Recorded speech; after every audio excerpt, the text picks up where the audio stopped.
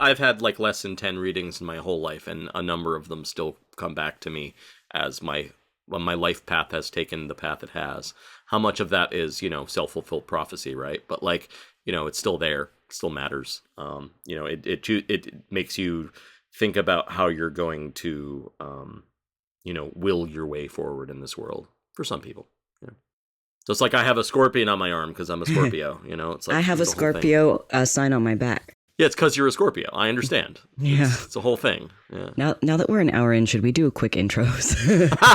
Yes, I was thinking that for a while, and then I was about to go on a tangent about like astrology, and you're right. Let's stop before I go there. Oh, but please go there after. Yeah. Yeah, we can do that. While Ynza is still connected, while the internet gods are being kind to us, we should do some kind of rough intro. So, Ben, do you want to lead us off with a word of intro?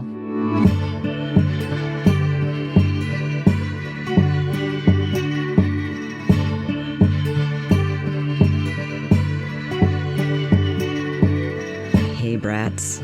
You're listening to Ben and Robin Are Trans, emergency edition, in which we are emergency discussing how we feel. Paging Dr. Trans. I'm sorry. We're discussing how we feel in recent news and maybe processing and trying to come up with ways to build community. I'm Ben, and I'm trans. I'm a Robin, and I'm trans. And we have several friends with us. 2 that you've met before, 1 who's a fresh face, unless you're in our Discord. We've got Gwen. Hi. Hey, Gwen. She, her. And we've got Briar, who uses they, them pronouns. I do. And I'm always tempted. You were both on the last 2 episodes. Mm-hmm. That's cool. Anyway, sorry. And we also have We're Ynza. just popular. So popular. Backed by popular demand. We also have Ynza. You use she, her pronouns as well, right? So she, her pronouns are usually what most people use. I like to also throw out they, their pronouns in queer spaces. So it's basically just TH, drop the TH out of Z for the they, them kind of pronouns. Mm-hmm. They, them, their, and that's basically there because gender fluid, but it's hard to actually like hold up little signs when my gender's changing. It's easier just to like have most people use one kind and, whatever. But yeah, they're both useful. I like the idea of signs personally. Mm-hmm. It's like, or a meter, just a little meter you keep on you, and you just like put it up and down based on how you're feeling.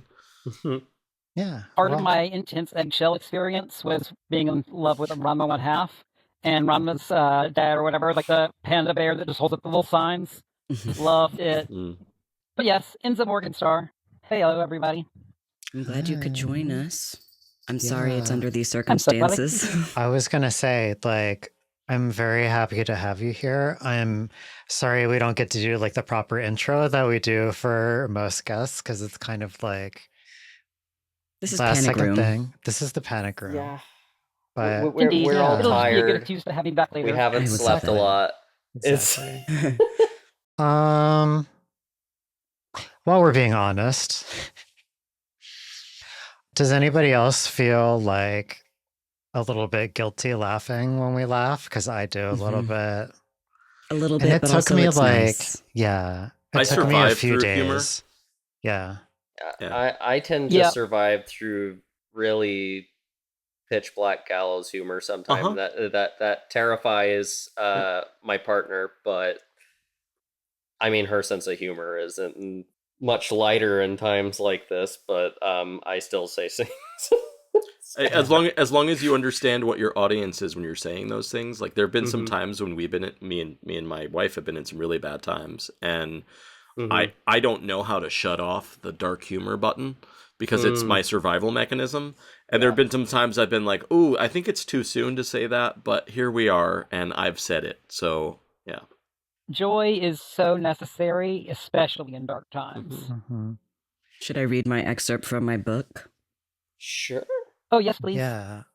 I've loved all the ones you shared in the Discord. It's the same one I shared in the Discord. I want as many people to hear this excerpt as possible. But the book is called All the Things They Said We Couldn't Have, Stories of Trans Joy by T.C. Oakes Monger, who I believe is a Welsh non-binary author. And in the intro of this book, it's about 2 pages worth. And I might cry reading it because I did last time I read it out loud. But but I'm a deep believer in joy. There are so many stories of transness that center unhappiness. Transphobia holds so much power over our lives that it often becomes the main event. It can sometimes feel as if oppression and joy cannot coexist, that joy is a luxury, something we can't afford. While I was writing this, a wise friend reminded me why joy is so powerful. He said joy is different to happiness insofar as it is kind of non-dependent on circumstance. That is something I learned and practiced from him too. Even in the worst and bleakest material circumstances, there can be joy. Even under great threat at the hands of systemic violence and harm, while suffering deep personal trauma and pain, joy manages to make space for itself. When I sit down and remember all the ways that we have resisted, all the ways we have lived and lost, I actually think joy is everything that keeps us here. It is the cracks that start to show in the structures that keep us out. It's the exhalation in a room of trans people when you let out a breath you didn't even know you'd been holding. It is the sheer possibility contained within us and among us. It is growing and bringing others along with you. It is the collective. It is being always on the journey and never quite finished. Joy is integral to my trans experience. It is the part of me that believed my life could be different. The part of me that carries my body into the streets to protest injustice. The part of me that I am the most proud of. I do not think that joy is a luxury. In fact, I would go so far as to say that it is utterly essential. Trans joy is the part of the resistance that just keeps existing. It is what birthed trans pride and makes the numbers of trans people marching there swell every year. It is the thing that those who hate us most fear and are most powerless against. It is the transcendent part of us that cannot be taken, for nobody owns it. It is our biggest power in our lives and in this fight. Transition isn't a before and after for me. I don't think that it's something that will ever be finished, partly because I don't think that it's something that's happening just to me. The word trans means across or beyond. I think transition happens across communities, across relationships, in solidarity. My becoming is interlinked with the becoming of those around me. I think trans people are beyond most of the world's understanding. We go above and beyond for each other, with each other. That's it. That's awesome. And so true. Yeah. I didn't cry. If you're somebody who's like anti-trans, like joy is a weapon. Mm-hmm. So us laughing, I kind of feel bad, but I also kind of don't. Yeah. Something I noticed is whenever I was a bit emotional on social media and TikTok, and I'm pretty much always very honest about how I'm feeling. I wear that stuff on my sleeve, and that upsets people sometimes. It's kind of the only way I survive half the time, is being very honest about it, how I feel about things. But I realized something whenever I was very honest about how I felt this last week and was open about my emotional state, and it wasn't good. The people that our president-elect emboldens love nothing more than to see people that they deem as lesser than them in pain, suffering, sad. They love nothing more than that, and they will gloat in your face whenever you do that. Mm-hmm. And honestly, just sharing joy and being yourself, as dangerous as it is, nothing lives rent-free in their head more than that. Yep. So well said. I thought I'd just add that. Said. And also, just if you have the choice to not give those people access to you, choose not to. Like my in-laws, I should say, Chris's parents, have been trying to visit for a few weeks now. And Chris was putting off getting back to them, but he's decided, in light of everything, especially because his stepdad is someone that this would embolden, they're not getting a date they can come visit anytime soon. Good. Mm-hmm. Period. Yeah. And you have no responsibility to do that either. Absolutely. Like, indeed. Mm-hmm. Jenny's sister is just a terrible taste in men. She's nice. Sounds she's like great. your mother-in-law. Yeah, like my sister-in-law is strange in some ways, and not really someone that I think I would socially connect with, but she is a supportive person. But she's also married to one of the biggest tools I have ever met in my life. And after the other night, if I ever see that man's face again, if he says anything to me, I'm probably not going to hold back. Same. Because I know that I can. Because I know that my other in-laws are not going to tolerate it if he tries to threaten me. Yeah. I'm not sure I have the ability to hold back anymore, at least not right now. Like, same. Mm-hmm. Oh, That's the thing that that's the thing that I discovered very quickly upon coming out. Oh, the reason I had to be in the closet to myself is I suck at being in the closet. Mhm. Oh, I would have gotten killed in the 90s. Damn, I'm terrible at this. Yeah. Whew, it's a good thing I came out to myself in 2016 after the trans tipping point. We're about to have Hillary elected. It's about to, oh shit. Oh, yeah, shit. You know? Oh, big That was shit. a rough day for me too. And so, yeah, like I came out in April. I came out to myself in April of 2016, and then in June, I think it was, the Pulse shooting happened, and then like that November, and then the next 4 years. But then, like, so that was one of the things you were just saying a minute ago about like feeling guilty, and I don't feel guilty about trans joy, but I will admit I felt guilty about waiting till after it was safe to come out to myself and even admit that I was trans. Because part of my exploration of my queer side was once I got to college and had access to another library that, would actually have more than just elementary school educations effectively, I started researching queer history because I knew I had been hidden, like that had been hidden from me. It was stuff that had happened. And so I discovered very quickly people like Marsha P. Johnson and Sylvia Rivera, and the fact that they were like literally street transvestite action revolutionaries and started Star House with that. Like that's one of the reasons my Star is my last name now, is because I love the word star and I love the shape of star, but also they are such inspirations to me. And it happened since before I knew I was trans. And I felt like, oh shit, I waited until after all the fighting was over effectively for me to even admit that I was trans. And so now that it's clear there's a lot of fighting left to go, part of me is a little almost like not schadenfreude, like I don't know, it's like a yay, I finally actually get to do something. It's like a weird leftist version of the douche bros who are like, oh man, let's start a race war so we can get all the military. Ugh. And it's like, I am not going to be getting military. I suck at gunplay. Like, I played turn-based games for a reason. I don't have any hand-eye coordination to speak of. Yeah, but no. I'm definitely going to be like putting myself and my body on the line because I have way more of a protection instinct than a protect myself instinct. Yes, me too. As for me, like the thing that scares me is like, it's like I am not someone that is like ever like I've never really had to fully put myself in a position of needing to fight. Now, I have been in fight or flight situations where I've gotten scared and my response is always punch first, ask questions later. But now I don't know what to do because like I have both elements of my mother's and my father's personality where I get so heated that I will let my mouth run and get myself in trouble in that way. Me too. And I can't really help it. So like that does scare me. And like now there's like situations like what we've been talking about. Like I'm not particularly scared about I mean I am scared, but not as much about what this administration is actually going to practically get done, because they have not shown themselves to be very practical people. And also not people that are very well respected. Like, that's something I can say about other wannabe dictators. They at least demand more respect from the people that fear them.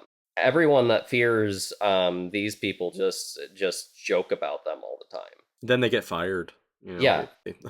Like exactly. People work for him and then they say something he doesn't like and he fires them and he can't get anything done.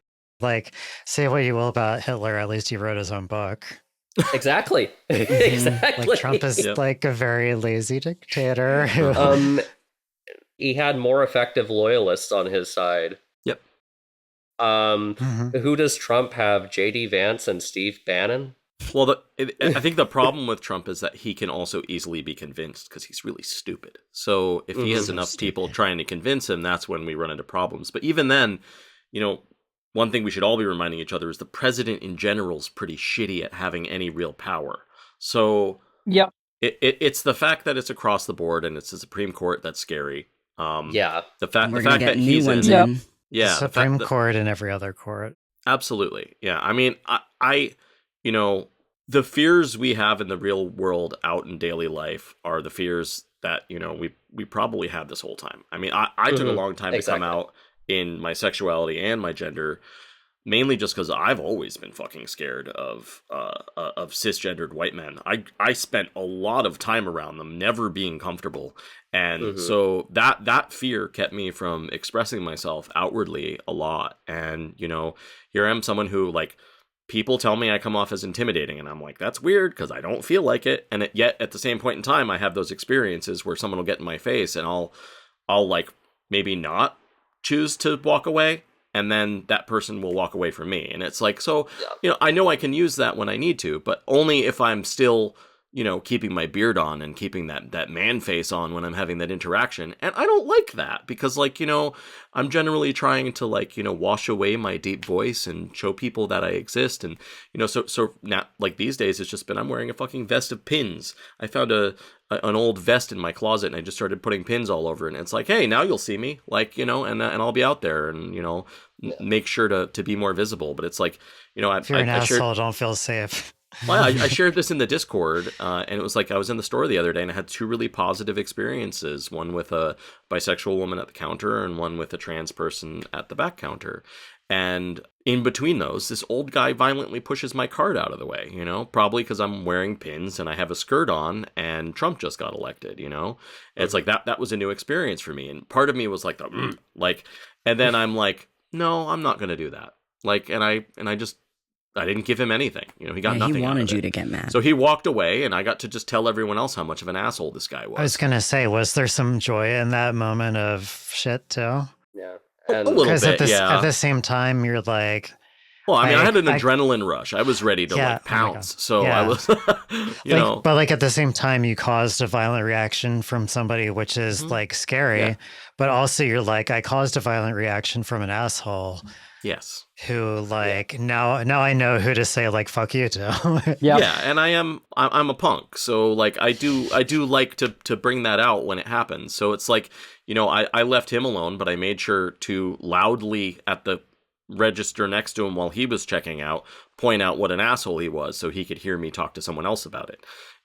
He didn't scare me in the sense that, like, he was this, like, 70-year-old man who was half hunched over, but at the same point in time, it's like, I'm also not going to beat up an old guy in a store. I don't get into fights. I haven't fought anyone since I lived with my older brother. And, it's one of those things. I don't like fighting. I don't like violence. I'm still trying to escape all the toxic masculinity. My dad was a punch holes in the wall kind of person. And, I've done that and I hated it. And it caused problems in my life. And it wasn't who I really was. I was just reflecting the toxic masculinity that was pushed on me from the time I was a little kid, Whereas, like, my sister was like, oh, that's just what men do. And I'm like, no, that's not what good men do. That's the bad thing. That's violence. I have anger issues. I get pissed off. I don't hurt people. I don't break things. Those are important lines to draw. And, and that also applies to, emotional abuse and all the other shit you can do. But, like, it's indeed trying to get away from toxic masculinity when you spent, 40 years in the shoes of a, white man, is a weird thing. Because, you're trying to get away from it at the same time as a lot of other people. But, like, I also, like, I don't have my father in my life anymore, or my brothers in my life, or any of these people that reflected this. So I'm able to break free of it because I don't have those people who think it's totally acceptable in my life. And it's one of those weird freeing powers of doing things that are really difficult and awful when they first start out, regardless of how these people treat you. Leaving family behind is hard. But, like, it's more validating to know that, like, hey, look, I'm able to leave these toxically masculine traits behind. And even if I wasn't non-binary, I should have been doing that. It's like, it's like the care for people around you, and that don't always go to violence, don't always go to anger. Like, it's okay to be angry. There's a lot of good reasons for us to be angry right now, but you don't take it out on people or things around you if you can avoid it. Yeah. There was this one time I went into my garage and I broke like 20 styrofoam coolers because it was like that's trash, so it's fine. Bagging them up the next day sucked though. So it sounds amazing though. I did not sleep Tuesday night, but my best friend and the person who introduced me and Robin came over like all day Wednesday. Mm-hmm. And I was in such a better place mentally than I would have been if I was home alone all day. Yeah. Mm-hmm. Yeah. Oh my God. Because people had to abandon you when they went to sleep, like me at 4 o'clock in the morning. Yeah, so. And Chris woke up after I got back from buying cigarettes at 2 a.m. Yeah. And I was like, you need to sleep because you have to go to work tomorrow because he's military, so he can't just call in unless he's actually sick or he feels bad. So then at 2:45, I just texted Matt if you are free, please come over. And he brought food, and I was in decent enough spirits when Chris got home. He was worried. Why are you so happy? You're allowed to be happy even when terrible things are happening around you. It's also the one of those standard things of depression, for instance. I've been depressed a good chunk of my life, but a lot of people wouldn't know it because I'm really good at masking, and I also have moments in between depression, and that's important. Otherwise, you're not aiming for survival, so. Mm-hmm. Same here. Yep. Indeed. Chronic depression. Yeah, I'm medicated right now, and it's helping. So I'm not. But yeah, I've got it was helping until psychiatry. Tuesday. Yeah, it's helping less now. Well, that's not a chemical depression thing. That's a holy shit, the world is on fire thing. Medicine's not going to help that. It's been more often than not generalized anxiety that's been a problem these days, and now all anxiety is general. So it's a whole thing. So I'm sorry, I just put my boob in front of the camera. I keep doing that to people. You've done it before, yeah. I wasn't even looking at you. I was looking at Briar. I nearly flashed my therapist the other day. I was like, oh my God. I wasn't even thinking about that. Yeah. Do you do therapy in the studio? I do. That's awesome. Can't go out in the real world. No. Yeah, but it's ridiculous. She could take her laptop down to the living room if she wanted to. Yeah. Yeah, I do remote therapy now. The therapist I used to have, I saw in person, but when I switched, I'm doing remote now for the reason that I was able to find someone really good who isn't local. She's in state, but the exact opposite part of the state. But she's really good because she's a queer woman who has a ton of trans clients. And so... Nice. Yeah, it's been good to have her. Yeah. I had a moment at the end of therapy last week. Friday, that was yesterday. At the end of therapy yesterday, where I just had a realization. I was like, you're probably really going through it right now. I was like, just so you know, I see you. Thank you for doing this for me and all your other queer clients and yourself too, because she's not trans, but she's definitely for her own reasons. Also, even just being female right now is dangerous in its own way, and there's a lot of things that are dangerous if you're not a cis white alt-right person. Yep. Yeah. If they see people standing up for the vulnerable, they're not going to take kindly to that. Mm-hmm. Yeah, Jenny's had to talk me down a lot throughout the week, pretty consistently, because I have spiraled a lot, and also I've found myself actually jolting awake at night several times. Yeah. Just is it the kind where you feel like you're about to fall 40 feet? And you just wake up and it's you're in a nightmare still? Sometimes it's that. Sometimes it is actual nightmares, and I wake up with a chill. That's awful.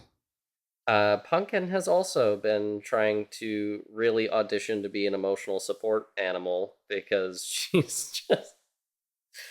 she'll just lay down right next to me the whole time, and she's usually way more energetic, but she hasn't been because I've been out of it. But I've also found myself listening to a lot of Black people's perspectives in this too. Black women especially.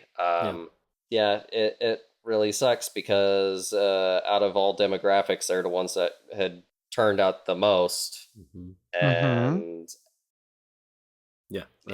and a lot of people who were, I was at least hoping and counting on to show up just to stop one person from getting in, didn't.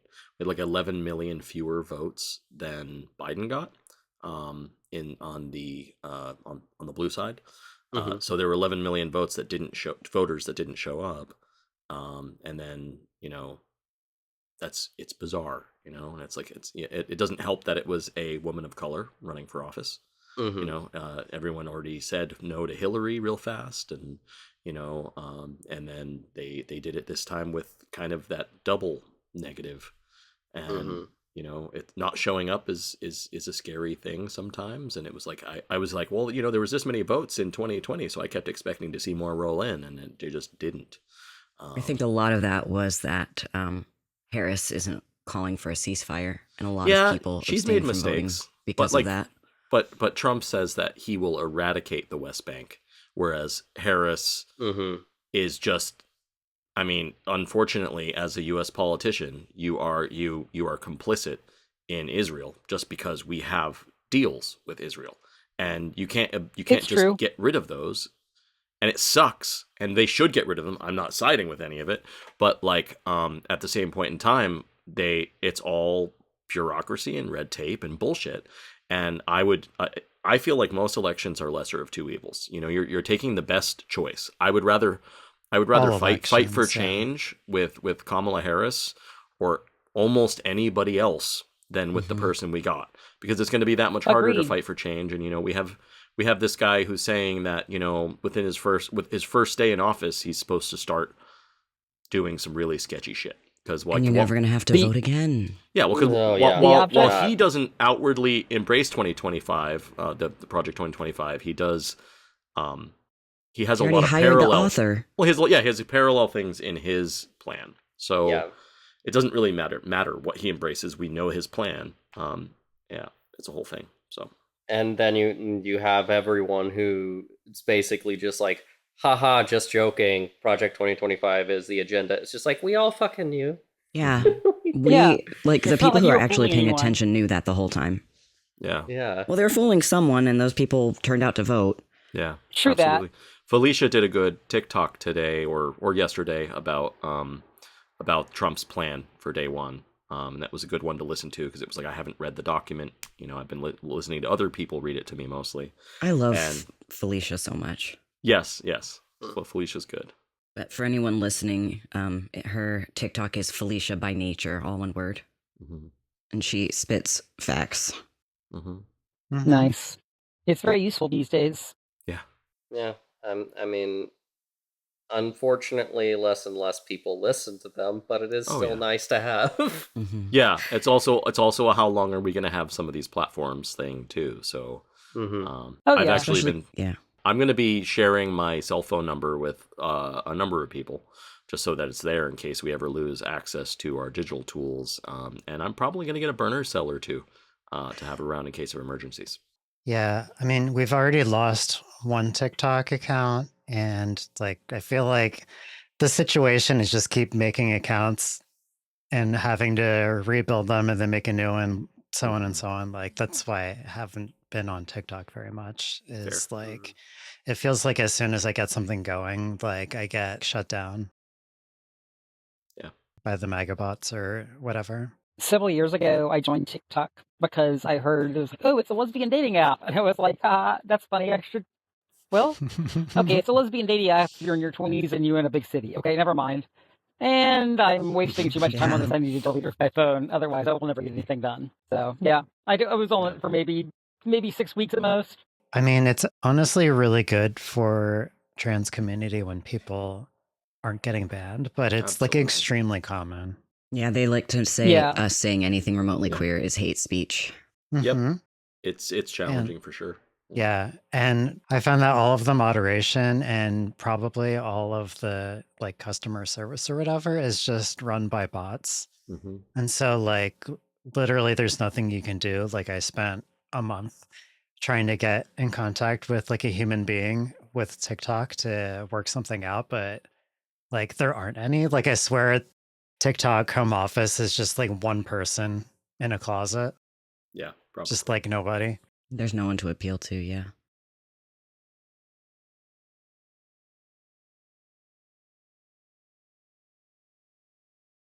I buy things from Best Buy rather than online, or like my phone service is through Boost Mobile rather than like something like Mint Mobile or whatever, because I can go and like talk to somebody and get somebody to help me with my thing, because there's actually a really great Boost store here in Athens that like people really like help you with all kinds of stuff.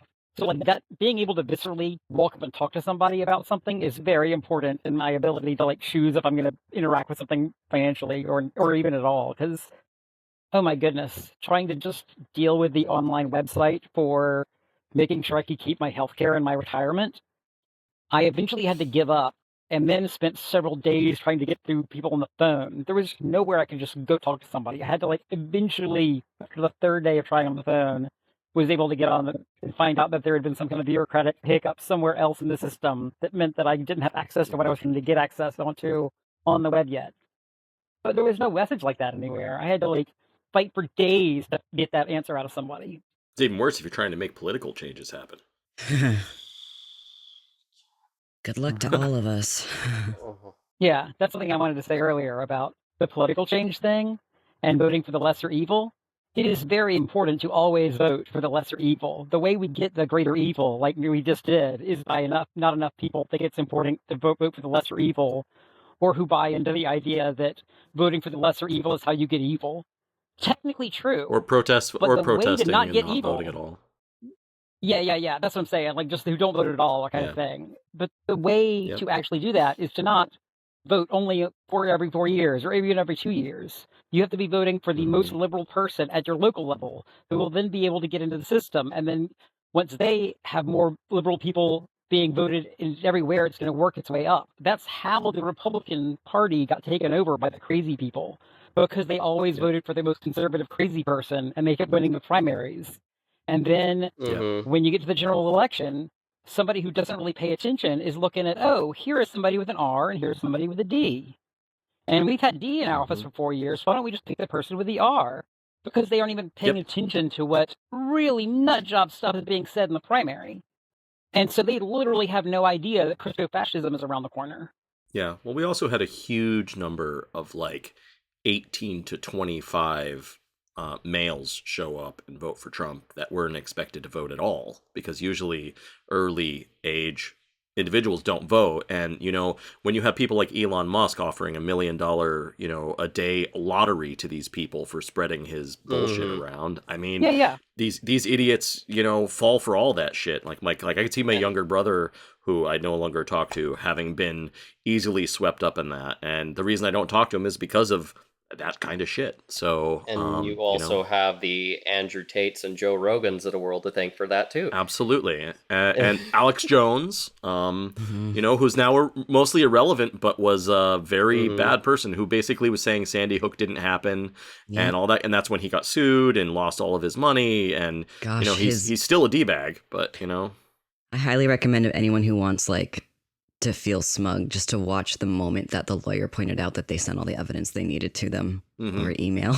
Oh, yeah. Although, you know, I don't really trust the court system, considering we have a convicted felon who just got elected. So, and he's never going to go to jail now, because nothing he does in office is. Yeah. Well, that, and also scary number of the people that are already on the bench are Trump appointees.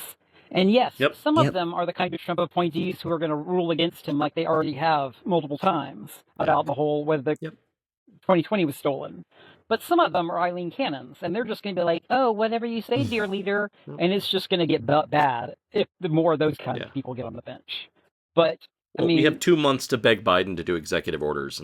And then have them all repealed. Like, the executive order, it's 2 months of, a little bit of reprieve, and that's nice. But the whole, I hear people talking about, like, we're going to put up all these barricades, and I'm like, okay, I'm not sure that's actually a useful part of your time. Like, maybe like start freeing a bunch of like mass pardoning people so that they don't have a huge prison labor force that they can start using. Like, I don't know, like executive orders that they can just repeal as soon as he gets in office. He can just put in an executive order saying all executive orders signed by Biden are now repealed or something done like that. Executive orders are like tissue paper of new presidents. That's true. If he does any executive orders, they need to be ones that are like cats out of the bag. You can't put them back in. Yes, exactly. And things like pardoning, where you can't just unpardon somebody. Or like designating massive amounts of public land as parks or things like that. Yeah. Like that would also, I mean, to be honest, that's only so much, because then they can just go, oh, well, we're going to like allow drilling on the public park because we like the rules or whatever. But, it's something. I don't know. Or they'll just call eminent domain. Biden impressed me a few times, really big. I was like, wow, I had no idea he was even going to be okay being vaguely that progressive. Yay! Mm-hmm. And then when I realized he was actually running again, it was just a downhill slide from there. And then October 7th happened, and then everything else after that, and it was just like, oh my God, this man is the most tone deaf. I couldn't handle it anymore. Yeah. And then the bright moment of like, wait, he's stepping down. I have like hope again, and I definitely put too much hope into the change possibility, and that was where most of my depression and funk post-election was. It was like, oh, I believed in hope, really like bright and happy hope, and I was like really still kind of thinking, there's all these close polls, but they're taking into account a bunch of dumb Republican polls. I'm really like, I'm in such a little blue bubble. I can't believe there's not other blue bubbles like this everywhere. We're just going to sweep the... Oh, shit. We didn't. And just that disillusionment with the rest of my country people of just like, are you kidding me? Are you kidding? You really? What the fuck, America? I mean, just like I couldn't handle it for a hot minute. And then I was able to be surrounded by my community. And a lot of them were straight and cis.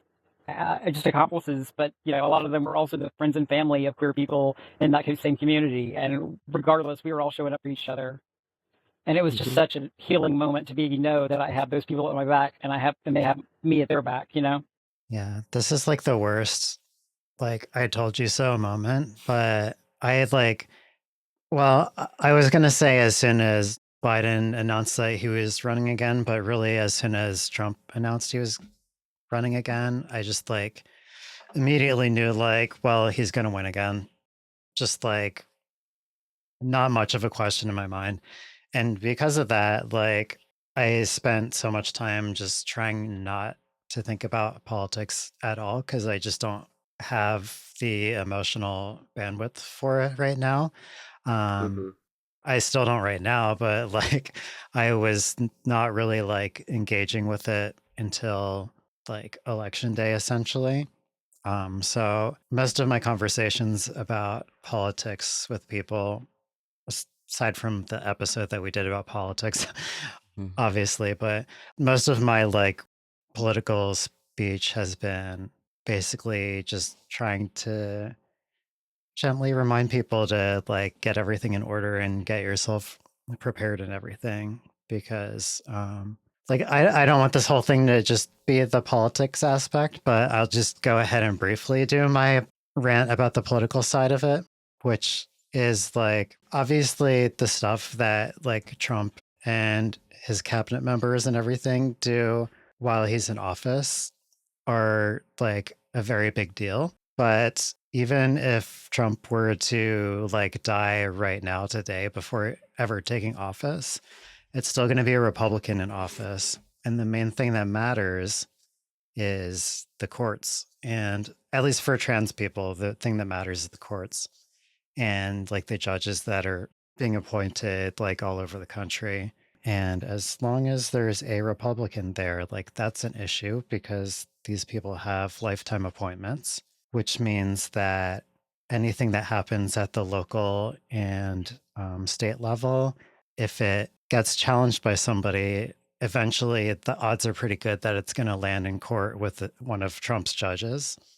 And so all political activism now has to be on the local level. There's almost no reason to even again, for trans people in specific, not for everybody, but for our issues, it's got to be I think, pretty much all local now.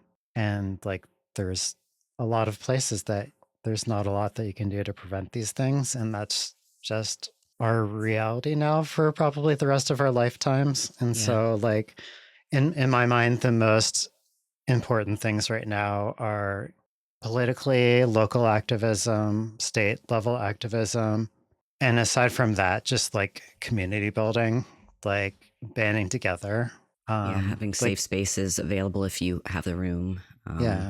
Like it's kind of always been true, but like we rely on each other. We need to take care of each other because there aren't a lot of people out there who aren't trans who are thinking about us in any meaningful way. Like the stakes were already life and death in a lot of cases before, but they're going to be life and death a lot more from now on. Yeah. Especially for young people. Mm-hmm. Yep. Like, as someone that grew up in ultra conservative Christian environment, whenever I was figuring my stuff out, I was figuring my stuff out whenever Obama was in, and it wasn't great then, but there was enough of, I guess, mass social climate where people in some ways weren't allowed to be too much of an asshole. Mm-hmm. Even if they were still very abusive and still very much assholes, they weren't allowed to go to a certain level. Whereas now you have emboldened all of the worst of humanity by electing someone whose character is that of a comic book villain. Worse. Yes, worse. And like, this is why it was so frustrating for me with a lot of people, you know. I mean, first off, they're dead wrong about this too, but the economy, and I'm so wrong.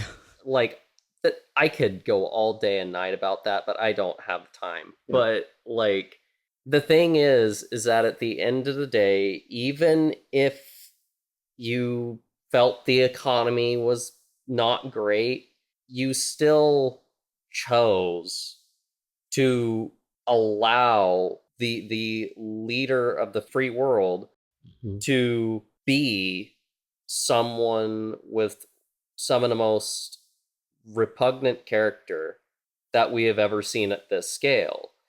And you expected that to not have serious repercussions and like the worst people imaginable coming out of the woodwork as a result of that. Yeah. Like, it also means that these people never learned a lesson from history. Mm-hmm. It was an economic collapse that started World War II. Mm-hmm. It was economic collapse that made the Third Reich rise up. And, you know, absolutely. While that is not where we are in America right now yet, it is a very close parallel from a political and edge of war perspective, especially with all the stuff that's going on around the world.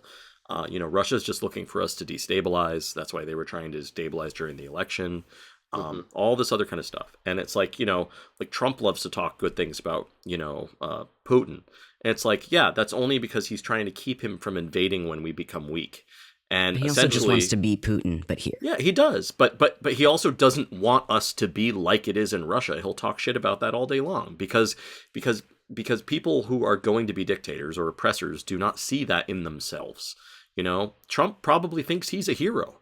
And that's what makes it so bad. He is a narcissist. So. Exactly. Yeah. I grew up with a family of narcissists. I mean, like they think they're right about everything they feel. Like, you know, they can't see outside of their bubble.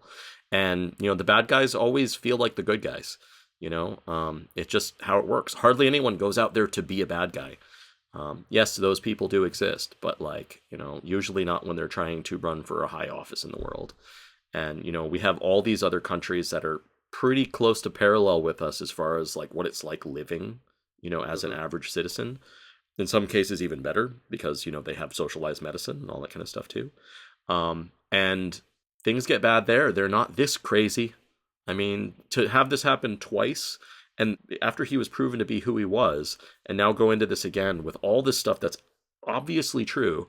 You can watch videos. The fact that they don't believe that he said these things just because he said he didn't is crazy to me. People don't even know how to analyze information that's in front of them. And we only have 100 to 200 people showing up to every one of his rallies. So it's not like the word's getting out there. Those are probably the people who didn't vote for him. They got bored and went home and lost their shit, but he's not. I think it's crazy that he won just on the basis that he shouldn't have had the numbers based on approval and everything. So there was obviously a massive effort to make sure that people were going out and voting. And I guarantee you a lot of this was young adults being pressured by their parents. It was women being pressured by their spouses. Don't get me wrong, a lot of white women voted for Trump. It's hugely disappointing, but it shouldn't have tipped so heavily like it did. I mean, it's pretty much a no question win. There was no need to even analyze it further. It wasn't a close call.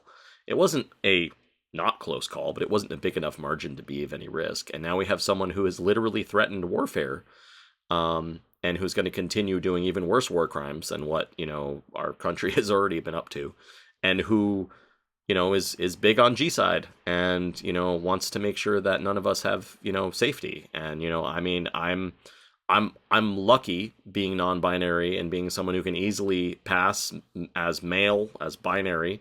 And right now, my biggest thoughts are okay, how can I use that to help people around me? And honestly, that's probably going to be something that I have to analyze a lot going forward is I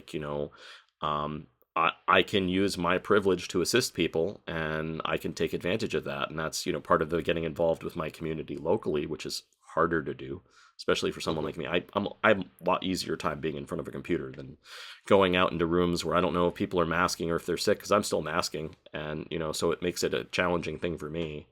Yeah. And it's that's what we can do, though. Those of us who have the ability to help people, like Robin, giving people information on how to get their documents changed, friends you can talk to, provide outs for people. I have 11 acres in Vermont. Is it perfect? No. But if the shit hits the fan, we will bring people up here because we're close to the Canadian border. You can sit tight for a bit until you find a way out of the country, that kind of thing. And, it's not ideal and it's complicated. We're building a house on our property to give our kids something to have, when we die. It's the best thing we have that's close to generational wealth. And, we're still both trying to figure out how we can use it to help people. I mean, my wife Sam is she's active with Planned Parenthood, and she's already talked about how we will be a shelter for anyone who's looking for help leaving their state so they can have safe procedures here. And that's a big one too. And it's when we have something we can do to step in and help people, we do that.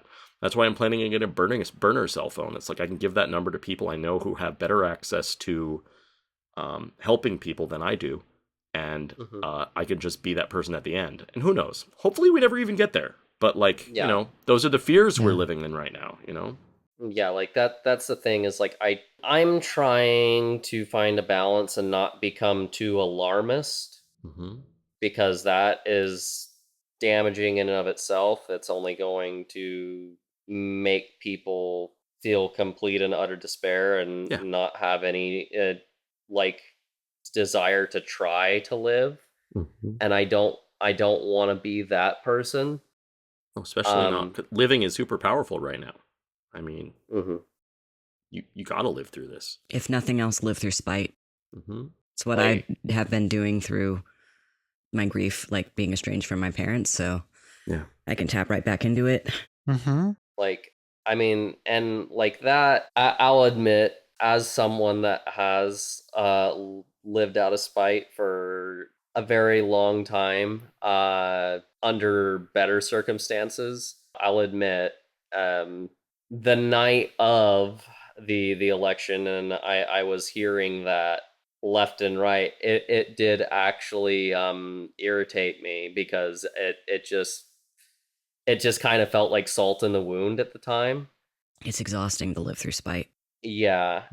It's very exhausting to do, even whenever, there's actually, more hope on the other side. it's even more exhausting to do whenever, you don't know whenever things are going to turn around and get better again. Yeah.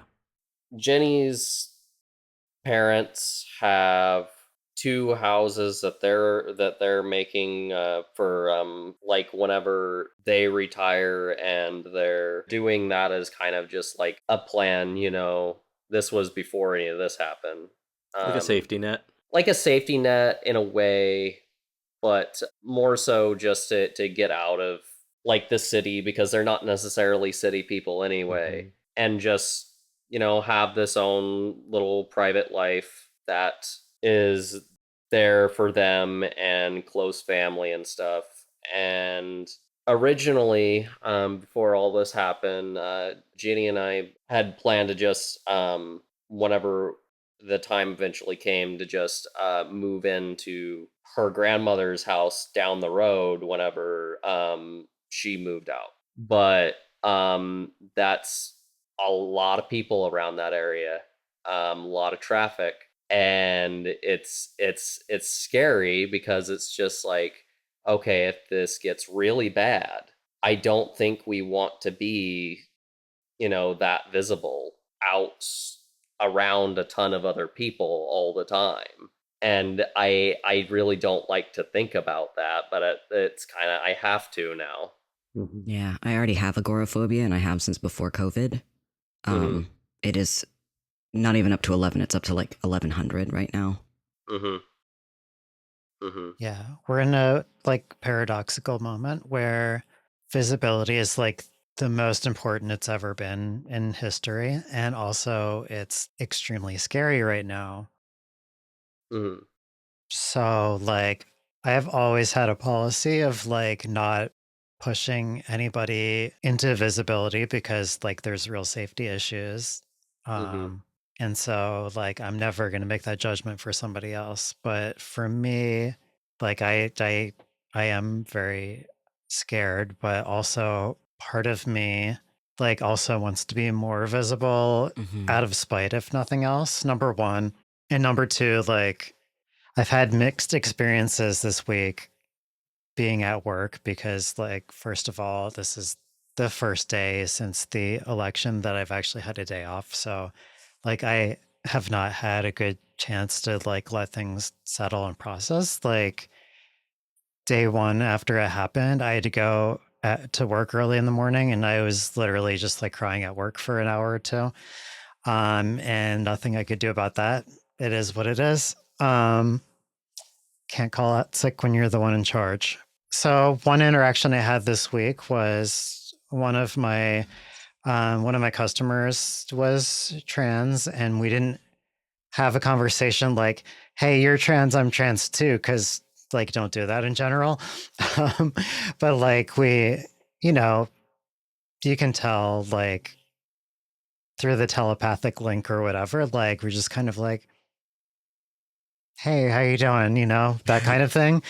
So anyway, like we had very normal interaction, did not bring up anything related to being trans or the election or anything at all, just normal human interaction. But the fact that we could see each other like that means like, I know that like if she didn't have anybody else and she was in a bad situation, I would be a person that she would be able to see and be like, oh, I have a trans person that I can say something to. Yep. Which is something that's happened to me in the past too, which we've mentioned on the podcast. But that's a really valuable thing for me. And it's like scary to go outside and exist every day. And like I should worry about my own safety probably more than I do, but at the same time it's also me helping other people in the community, and it's also me kind of giving a middle finger to all the people who want us to not exist. Yep. I felt this mix of both like fear and like anger at the same time, which led me to like part of me wanted to hide, but most of me wanted to just like look more trans and look more gay and just like, fuck you, I'm alive, try to do something about it, but don't try to do something about it because I'm scared. But you know, like it's a really weird moment to be in. Yeah. One of my first instincts was to tell Matt, like, take me off the schedule for spring. I'm not coming back for spring. But then I thought about all the kids that said that I made a difference to them. And it's like, I can't do that. So I was just like, you promise if shit goes down, you're going to come rescue me? And he was like, yes, I promise. And I was like, okay. Yeah. Because so many of your moments of joy have just been like kid interactions. Just sometimes like, moments of frustration, but a lot of moments of joy. Indeed. That's it's true. Definitely the kids in my life, and not just the queer kids in my life, but just the kids in my life that are one of the things that has given my, oh my goddess, despair, that steel spine of resolve of Mama Bear. Oh no, hell no, y'all come for my kids, kind of thing. I mean, none of them are my blood kids. Some of them are my cousin's kids that met closest relation, but most of them I just met a couple of years ago, you know? And these kids are so awesome, and I've been so blessed by having them in my life, and I've learned so much from them. I've learned stuff from myself while I was teaching them things. I was like, oh, I didn't even know how to do that, but I guess I do. And just like, it's awesome having them in my life. And that's one of the things that's helped me realize that I'm not going anywhere. I'm going to be here, and I'm going to be visible because those kids need me to be visible and to be here. So, yeah. Yeah. I definitely have that, what you were talking about, Robin, of like, oh my goodness, I need to protect myself maybe? I don't know. I need to be visible. That's definitely something I'm feeling a lot. Well, one of my non-binary kids gave me this. Oh, is that the cat? It's the cat. And I keep it in my wallet every day to remind me why I'm visible. Yeah. Heart. I did tell Jenny, though, because like she still has a little brother that's in high school right now. And I love this kid, okay? I really love him. And I would imagine that his parents are already having the one discussion with him about certain little assholes that are in schools right now. I'm not going to say what they're saying, but you know. Yeah, we know. I have a feeling that his parents are already having that talk with him. Like, if you see someone saying this at school, stand up for her. Don't be like that. Like, I have a feeling that that's already been talked about because they are good people.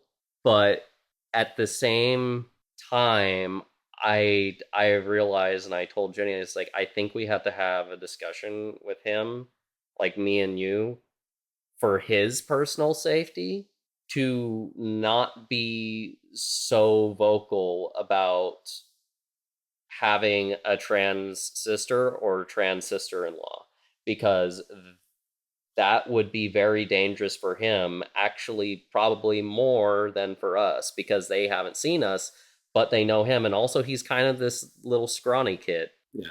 Well, it's also befriend people who you see being hurt. Yeah. Don't try to step in and stop it, because then you're going to become a target too. You make allies, and you let people know you're there and that you care, and enough of those people get together and they see that there's community in that, and then you have a real safety net, as opposed to just stepping into places where, I don't know, I went to public school. Teachers didn't do shit when bad things were happening. I don't know if that's changed much over the years, but, you know, I was harassed all the way until I did my last 2 years of high school homeschooled, because the school system failed me. So, you know, it's always find the rejects. Those were always the people I was friends with who kept me safe, were the people that like were troublemakers and causing problems, but they were also my allies who wouldn't like let someone, you know, threaten to kick my ass or anything because they were bigger and stronger than I was. And, you know, it's complicated. Yep. As having three kids, and I'm homeschooling for a lot of these reasons, including I don't want my kids to be exposed to active shooter drills regularly in school. I mean, that's crazy enough as it is. We've already talked to my oldest, who's only 9, about like what's been saying in schools, and he's like, "What's wrong with people?" Like, you know, 9-year-old. It's you know, there's moments where it's like he's compassionate. You know, he cares about people. He's learning that, and I say he now because, you know, all of my kids know that their gender's as flexible as they want it to be, you know. And there's already been some questions, like my daughter all of her like pretend characters tend to be the opposite gender that she presents as in her normal daily life. And it's like, have fun with that, enjoy that. But it's like, not being in public school, that's something that we're very happy that we decided to go that route when COVID hit and we brought them home. We never sent it back. It's scary, and we know that we have to be very careful in the homeschool communities because there's a lot of fundies in homeschool communities, and we don't want to expose ourselves to that. So like, we're fairly insular, but our kids are very socially comfortable with everyone they interact with, and they're getting access to things like critical thinking skills. They're not getting that in public school right now, at least based on my experience with 7th graders. Exactly. Yeah. And they also get to avoid some of the big, awful things that take away innocence super young that happen in school. A lot of people are assaulted in school, whether it's by their peers or the people who are supposed to be keeping them safe and teaching them. It's also places where people get hurt. I wasn't really ever beat up much, but I was threatened a lot. My older brother was beat up a lot. It's scary. And when my kids have been in situations with their teachers, whether it's their dance teachers or like random classes we've done, or like my son and his therapist, they've always been like, it's really good to see a kid who's not been downtrodden by everything already.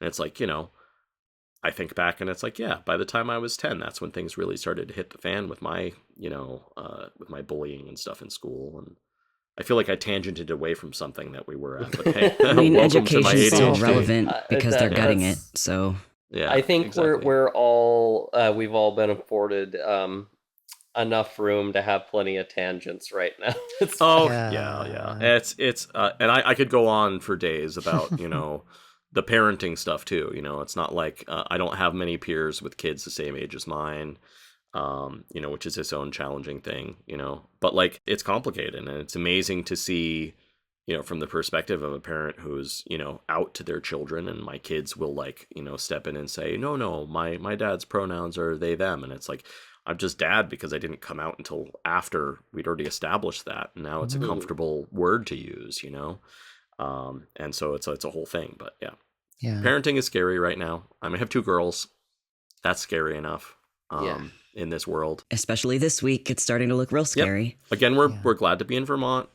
We're lucky. It doesn't keep everyone else safe, but like, we have more rights for gender purposes. We have gender affirming care is protected in Vermont.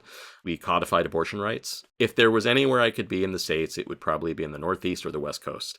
And I'm really glad that I'm in one of them. And I'm only a 2-hour drive from Canada.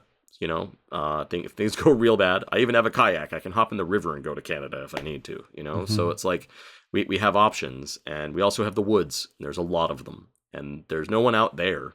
We could take the northeastern word, the Appalachian Trail, and we could go all the way up to Canada that way too. It's well traveled, like we've thought about those types of things, but that's alarmist, right? And tempering the fear of knowing that some people want to do the things, and the knowledge of, like Ari said, oppressors are lazy. It takes people a lot of time to do things like that. It's really a matter Donald of how Trump is especially lazy. He is. Yeah, he didn't get much done his first time around, but like, the fear's there, and he got a lot of golfing done. I'm honestly more afraid of how it will empower the scary people who are just around us every day. Exactly. That's the main thing I'm gay worried bashing, about. Trans bashing, all of those numbers are going to go up. So, And I mean, not even just gay and trans, but like, we're probably going to be seeing people bringing back, 80s, 90s satanic panic, beat the freak type. It's already kind of been percolating anyway. So that's definitely happening out there. And I have a trans friend locally who's a Satanist. So, Yeah. My ex-wife's a Satanist, and she belongs to the UU. We actually have Satanists at the UU now. I couldn't do Satanism just because then I would have to believe in the opposite of Satan in order for it to make sense in my brain. You don't have to. Oh, no. No. I'm pagan. That's the great thing about Satanism. Yeah. Yeah, that's the great thing about. She's also pagan. She's who interests me to paganism really directly. I'm also just a major nonconformist, so I just don't join religions. I'm just like, No, I'd rather go towards the anarchy and punk end of things and just not really embrace any of that shit. So, Yep. Just make your own gods in D&D. I created my own gods. Yeah. I do that, but I keep it in my fantasy world. I was gonna say in D&D or in real life. That's what I created. I created my own gods for the fantasy world, but once I created them, they were like, "Oh, that actually works." Okay. Yeah. I mean, I don't have any gods to believe in anyway. Might as well believe in the ones I know how real they are. That's how they all started, right? Yep. Someone just said, "Hey, this is real." Yeah. It's not so much real as a very useful lens to see the world through. Yes. Yeah. That's how I feel about like tarot. I don't necessarily believe it is like a mystical thing, but it will help you see things in a different perspective. 1080%. That is exactly like tarot is magic because magic is self-hacking your brain. That's what magic is, hacking things, and one of the easiest things to hack is your own brain. And yes, you can hack other people's brains with magic, but that's black magic without their consent. So, or indoctrination, hacking your own brain. Yeah. Well, yeah, I mean it's black magic indoctrination. Yeah. But yeah, it's a very useful tool because our brains are very visual, or at least a lot of people's brains are very visual based, and like the evocative pictures in the tarot can like lead people to like see things they already know but don't think about. Yeah. It's great. I've had like less than 10 readings in my whole life, and a number of them still come back to me as my life path has taken the path it has. How much of that is, self-fulfilled prophecy, right? But like, it's still there. It still matters. It makes you think about how you're going to, will your way forward in this world for some people. Just like I have a scorpion on my arm because I'm a Scorpio, it's like I have a Scorpio sign on my back. Yeah, it's because you're a Scorpio. I understand. Yeah. It's a whole thing. I was just going to say, like, I have been watching the community that raised me effectively just get further and further down the assholes rabbit hole for a long time. Christianity and Republicanism were linked in everybody's minds as far as I can tell, but it was still effectively pushed forth as a religion of love when I was a kid. But then as I was getting into high school, I started seeing, it become more acceptable to be more confrontationally asshole-ish and things when dealing with the world or whatever, as opposed to like putting forth a good witness first or all this bullshit, But like, I must admit, I sometimes miss believing in that enough to be able to walk up to somebody like that and go, "Can I share the good word of Jesus with you? You look like you need Jesus in your life."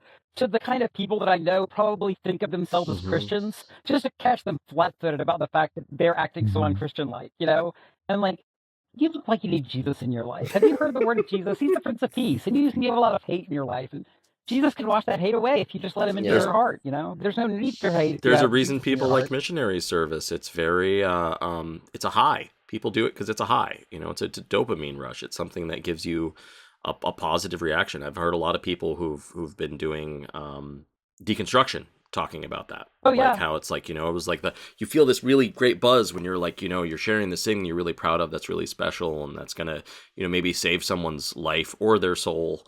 And, it makes you feel like you have something to offer everybody, Yeah. I grew up Jehovah's Witness, so yeah. I mean, I had many little stepping stones towards becoming way more radicalized than I started out. But one of the most formative moments in my youth, the summer between sophomore and junior year of high school, I left the country for the first and only time I ever have on a church mission trip to Jamaica. And we stayed at Christian Caribbean Center for the Deaf. And like, we're pretty isolated amongst the little Christian community, except for one time where we went out witnessing to people in the community in Mandeville or whatever. So those little the different color beads, and each one's like the red's the blood of Jesus and all this kind of stuff that was back in the 90s. I was going to say I was trying to do that with this black guy. And then there's this black guy, of course, I mean, like basically everybody we were talking to was black, but this black guy was like, "Why is black sin? Why is white purity?" And it just like, oh, yeah, why? And then like, but that was not the only moment. It was like, it's just seeing the mansions at the top of the mountain, and then literally just rumble down shacks being built down the side of the mountain out of like the sides of metal containers and stuff, and then going to a beach and like going, oh, there's like these 7 white people I came with, and then 500 black people. Is this what it's like to be 7 white black people in a room with 500 white people? Go save I those don't know, but I Neophytes. at least have an inkling of an idea. And like just like those little like starting to put the cracks in my little very sheltered growing up was very helpful. Yeah. But so many people just live in that bubble, and like I have relatives that grew up being raised by missionary parents who were also my relatives, and they just like grew up overseas / enmesh in the like church in that kind of way. But I basically had that internal escape hatch of being neurodivergent and queer, even if I didn't know I was queer at the time. I could tell just by the voice of the goddess in my brain whether that was a real goddess or the one that was just saving me from my upbringing, saying no, God doesn't hate gay people. God created gay people. You know, like just refuting everything that was nonsense and wondering why everybody else was so easily deluded. It's a big failing on the part of my conservative Christian parents who tried their best to like make me a boy, which is like you can't encourage somebody to believe that the Bible is against trans people and then also tell them to read the Bible. It's like I've probably read it as much or more than my parents, and I'm like, are we talking about the same thing? I'm not to defend everything. I read the entire Bible. Exactly. No. Like, not to defend everything in there. That gets very complicated. But I guess there's what a I'm lot saying of, is like Lot's daughters.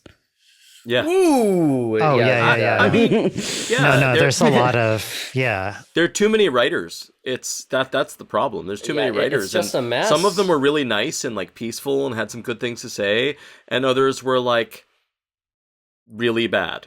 JC Lot's was Daughters a cool, is pretty cool much guy. the perfect example. Yeah. Like, even if God is real, which I don't believe, but even if God was real, the Bible is still written by people who interpreted what they thought God wanted, and their agenda is in there. And Period. if God's real and you have to jump through all these hoops and like be like, oh yes, sir, please let me live after I die, I don't fucking want that anyway. So I mean, you know, that's where sympathy for the devil comes from, right? Like that's the whole idea. So yeah. Briar, I believe I owe you a rant about astrology. Oh, I can just sit back and listen for a minute. Cool. The podcast Mormon and the Meth Head is amazing. It's two people who are like best friends, and one is an ex-Mormon and one is an ex-drug addict. And they have like a ton of parallels, and just like they're both coming out of their like similar but very different backgrounds and like going on this journey together. The ex-meth head on the show gets really into like doing tarot and astrology and stuff like that, but is also kind of like a skeptical person too. And like she ends up talking about it at one point, and she's like, well, you know, if you believe the universe is just like a simulation anyway, or like however you want to look at it, she's like, I don't necessarily like believe this stuff, but also like what I get from it is what like my own brain like gets when I'm interacting with these things. And she's like, when I'm like reading tarot for myself, it's not so much like this card is telling me this thing. It's more like there's this stuff going on in my mind, and this is like a vehicle for me to like interact with it and open myself up to thinking about myself. That's kind of a rant without a purpose, but listen to that podcast from 5 years ago. Yeah, and that's absolutely the truth with all of that stuff though too. It's so much about, you know, your internal reaction to what you're seeing or what you're hearing. It's like, you know, astrology is like, you know, most people say they're surprised when they hear I'm a Scorpio because they say they like to say I'm not one of those Scorpios because people hate Scorpios, you know. I'm definitely one of those Scorpios. No, but yeah, it's one of those things where it's like I identify with most of those traits, even if I'm quieter about them. Like I identify with a lot of those traits, and it's strange that happens. And you know, which came first? If you gave those traits to someone else and said that was there when they were born, would they just think they identified with them too? And at the end of the day, does it really matter? Probably not. You know, but like I even see it with my kids. You know, me and Sam are aware of their signs, and it's like there's little things. It's like my oldest is quite the Pisces, and it's just like it's obvious out there. It's all like super emotional living, like a very classic water sign, which Scorpios are kind of like the radical water sign, right? We're the chaotic water sign. Yeah, exactly. And so it's like it's interesting to see how much, if you see something and someone presents it to you and you feel like you can identify with it, you can embrace it as truth. And you can say, hey, this is a thing that exists now because I've seen it and embraced it. Like they were trying to say would be what happened to us if we played D&D when Mazes and Monsters came out. It's like, that's an old movie for a lot of people who probably haven't heard about it. But I have. Tom Hanks, like, yeah. I lived through the Satanic Panic. I remember. Yeah. Yeah. So, yeah. End of my thought process, but yeah, I was always like, for a number of reasons, like I never put any stock into astrology stuff until a few years ago. I was like, I'll look into it because like, what the hell? And then I was like, yeah, you know what? I am the most Aquarius who's ever Aquarius. Like, I'm like, this isn't a science, but it just so happens that is very me. Mm-hmm. And so like you take what you take out of it. Yeah. Yeah. When I was a kid, my only real exposure to astrology was the Chinese placemat that had a little different signs and years and everything. And then the horoscopes in the newspaper, which were just like such obvious nonsense and like generalizations and stuff. And so I just like had a completely, that and my parents saying astrology was Satanism or something dumb like that. But like, I was just like, whatever, it's all just nonsense. And then one of the first like ex-fundamentalist people I met in college was really into astrology and did my like full like natal chart thing. And I was like, oh shit, wait, what is this shit real? What? And because this person had just met me, and I was just like, and I was like, yes, that's true. Oh no, I don't like that. That's true, but that's very true. And just like, it was ridiculous. But it definitely kind of like, maybe there's more to this than I put into words and everything. And it was pagan and adjacent enough. And I was like, sure. If you're sapphic and on the internet, you're gonna run into this. So you just gotta embrace it. Mm-hmm. Yeah. Like, I guess I'm into astrology now. And dark matter and dark energy are both things that we like posit and see evidence of, but don't really understand. Well, entering the chat now, Neil deGrasse Tyson. Oh, Neil, you look like a little mocha. Actually. Do we want to talk about steps forward? Kind of want to shout out for any listeners in DC, Maryland, or Virginia. If you need to get your name changed or gender marker changed, join the Discord. There's a lawyer that I'm working with. I'm meeting him on Monday, who will work with anyone in those areas for free. And I am trying to get in contact with some advocates online. By advocate, I mean somebody who's like a lawyer or in a law adjacent profession. I'm going to ask him to come on. Yeah, absolutely. Yeah, I'm trying to ask some of those people. Also, if anybody like has good connections with somebody, I only have very loosely parasocial relationships with some of these people. So I'm affiliated with the Athens Pride and Queer Collective's trans support group. So anybody in the like North Georgia, Northeast Georgia, even if you can't necessarily travel to Athens on the fourth Saturday of the month, feel free to like reach out. If you can get in touch with Athens Pride and Queer Collective, feel free to reach out. I've helped people with their name change stuff before, and we have multiple facilitators this time around instead of me doing everything or somebody else doing everything. The main priority for me, I haven't gotten my name legally changed. I talked about it with Jenny. The main priority that I want to do right now is, I know, very heteronormative of me, but like I want to go ahead and make the marriage actually legal for as long as it can be, because I don't know if they're just gonna straight up annul this stuff. We've had the same question in our house. Yeah. So. Mm-hmm. Yeah, I have that worry too with my gender marker. Like right now on paper, my marriage would still be legal, but at the same time, my gender marker is very important. So we'll see what happens. I'm in a weird place where which a lot of people are, where my name and gender markers have been updated on every document except for our marriage license, which I don't know if that's updatable in any way. But like in that situation, I don't know if people would deny my transness or my gayness, like what takes priority?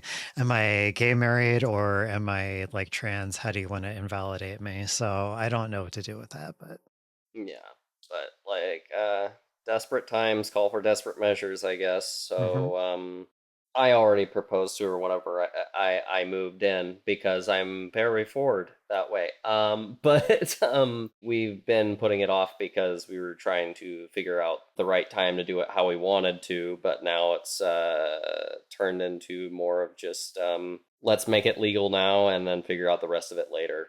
I got married in my living room in my PJs over Zoom. And I am still just as married. Mm-hmm. And I think you're in a judgment-free zone here, so just do what you need to do for you. Yeah.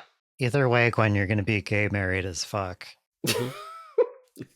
Yeah, like I mean that's really the thing that I think that pisses them off the most about like gay trans people that are with other gay trans people is like that really pisses them off because I've like even more than trans men and non-binary people defying whatever definitions they try to come up with their bigotry, that throws it even farther for a loop.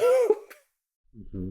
Well, a lot of it is cis men's fragility around their gender. Absolutely. And so that's all kinds of mixed up in that. It's like hugely offensive to these people who are like riding on like their like authority or whatever as they see it in the world from just like happening to be like male. Mm-hmm.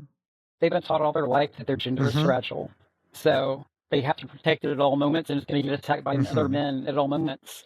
Even if they're cis het men, their genders are being constantly questioned and like tested, and like the whole dick measuring contest bullshit is just baffling to me and always has been. And you know, it's more clear now because you know. But anyway, like just that concept of we're going to constantly be like making sure we all measure up to this nonsense. It's all based in insecurity. Like, as much as I was raised in the conservative Christian Southern Baptist GOP movement, I am so glad that my dad was my dad and my mom was my mom, because they were relatively gender nonconforming, comparatively speaking. Like, my dad was just a big old geek more than anything else. Like, in high school, he was like, I feel guilty that I never, like, made y'all watch a football game. Let's watch the Super Bowl. And me and my sibling were like, no. And so like we didn't even get to halftime before he was like, "This is dumb. Let's stop." And so we all got up and like, it was just he didn't have his heart wasn't that sounds very familiar. You know, but the only time I ever heard him say really toxic stuff, it wasn't just him quoting something from the Bible because he was trying to be the right, you know, the man of God or whatever. Was when other men were around. That's when I heard the toxic masculinity come out, and he started code switching to fit in with them. But when he was by himself, or when he was raising us, he was very like. As gender nonconforming as I was, he was constantly defending my right to not be, you know, like, and yeah, he did try to convince me to join the basketball team and try to, like, convince me that joining ROTC would be good. But when I said no, he didn't, like, punish me or push me aside or anything. Like, I am phenomenally lucky that I ended up with some of the few actually, oh no, Jesus said unconditional love actually means unconditional love kind of Christians, it seems like. I won the parents' lottery as far as I'm concerned. Before we're completely off the topic of marriage, definitely get married if you are worried about that. But also, if you are listening and you are in a shitty marriage, make your escape plan now because divorce may not be an option. Get out. Yeah. Know who you can trust. Find your safe people and get the fuck out. Very true. Just like...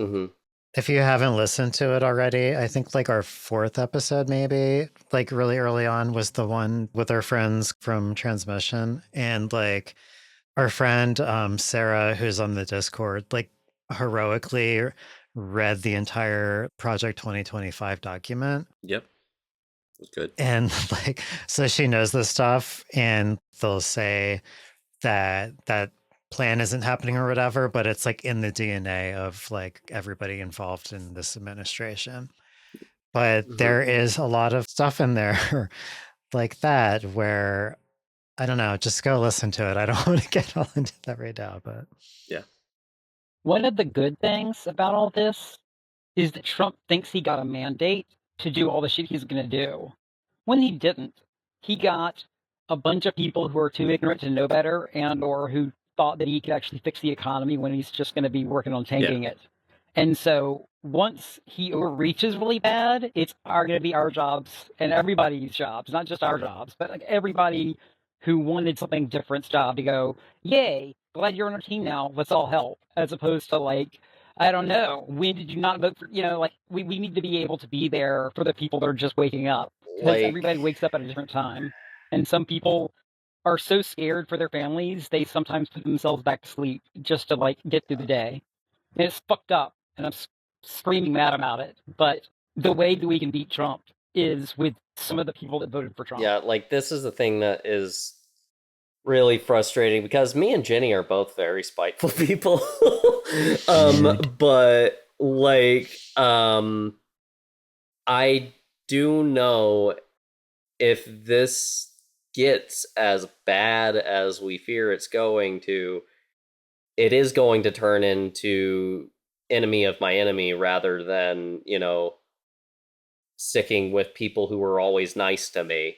Like, that's what coalitions are always about. And I feel like coalitions kind of failed us in this election because people failed to show up. But I think that we're going to have to learn from it this time. And in some ways, as frustrating as it is, whenever people start to wake up, just gotta swallow that fucking pride just a little bit.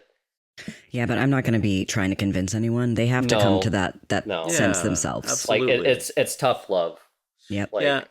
Like this is one of those things where like, hey, this is one of those moments of like something that made my life easier being a Jehovah's Witness. Mm-hmm. When people are like terrible and like, they do something wrong, you basically just push them out of your life, right? Because it's like the whole thing of like, you're supposed to, what do they call it? Disfellowship or whatever, the idea that you're the people who are outside of that circle of safety who know what's going on can't really be convinced, right? So sometimes you need to leave them behind. A lot of people aren't willing to do that. And, you can make a choice whether or not you do that. It depends on how much you want these people in your life, what benefit they are to you. But like, if you allow your relationship to continue, like the corner store owner up the street posted to Facebook the other day saying, but we're all still here and we need to get along. And I'm like, fuck that shit. Some people want to kill us. Like I deleted someone for saying that. Yeah. And it's like, again, it's the Trump thing. Like, Trump is just the clown that we're supposed to watch. Mm-hmm. That's what Trump is. Trump is the person we're supposed to watch and be like, oh, that guy's up to this shit again. All this stuff is happening in the background. That's what happened last time around. Word. All the other people who we're not supposed to pay attention to, who they're not the talking heads.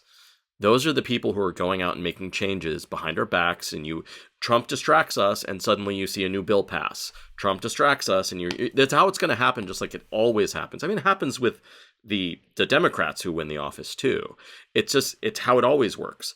How many times serious did we not operators actually like about him? Yeah, how many times did we not see what's going on in the West Bank? Because something was going on that was more entertaining, for them to pick up about some controversial, stupid comment a politician said. Or like hundreds of Greek migrants sinking in the Mediterranean while the Titan was happening, so no one noticed. Or why are we not hearing more about these orcas attacking yachts? I mean, that's fun to see, at least on the news. So, good for them. That. I'd be pissed too. Yeah, eat the rich, man. I know they don't taste that good, but yeah, they're so tasty.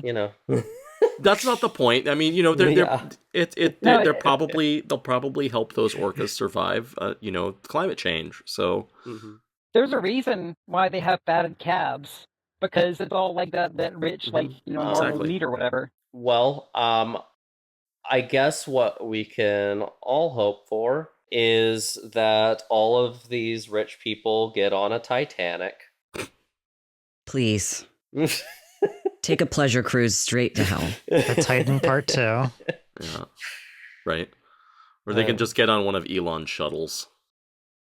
Well, that would be the equivalent. In space. Yeah, exactly. Or they can just buy a Cybertruck. Yeah. Right. Just take care of it quicker that way. Yeah. Oh, dears. Yeah. It's by the way, easy for me to say I'm not on Twitter, but boycott Twitter. Oh, I've never touched it, actually. I've stayed away from it. Yeah. Yeah, I was on Twitter because podcasts, that was the best way to be on podcasts from like 2012-ish till 2021-ish, like before Musk bought it. I don't remember exactly when it was, but like I just kind of had drifted away a little bit, partially because I'm just bad at social media. When Musk started talking about buying it, it was like, guess I'm not going on that again. And sure enough, I've not logged on or done anything with it since. And I kind of admit, like you were saying, like people having contact, like some of the people that I only had contact with through there, I miss talking to them, but I'm not gonna even get on that platform. Not even gonna like. Well, most people are starting to think of different platforms they can go on to. Like I have like Instagram and all that stuff. I do have a Blue Sky. I just have not used it really. I've never even heard of Blue Sky. I have. I know of Blue Sky. Yeah. Yeah. Is Blue Sky one of the ones that started up because Elon bought? Was that in like Mastodon? Yep. Okay, yeah, that's what I thought. There's also a site called Kara, which is like Instagram but without AI, which is kind of going the direction for artists. But there's just no pull. I mean, they don't have the money of the metaverse, so it's a really small app. But like I'm on it with a few of my friends. It's a good way to share art, and then of course there's Discords are amazing. Neat. Get together your own Discord, start servers. Do what you need to do. I mean, I bounce between Discords more than anything else. I'm slowly migrating off of Facebook. I'm only on Instagram to help people lift up their voices. And other than that, like I hate Facebook. But I message with people through there, like including my spouse. So it's like, you know, like we use Facebook Messenger to communicate almost exclusively. Discord is I never joined. Not Discord. I never joined Facebook. Yeah, Facebook sucks. Facebook sucks, and it's like the amount of things that are offensive, that should be removed.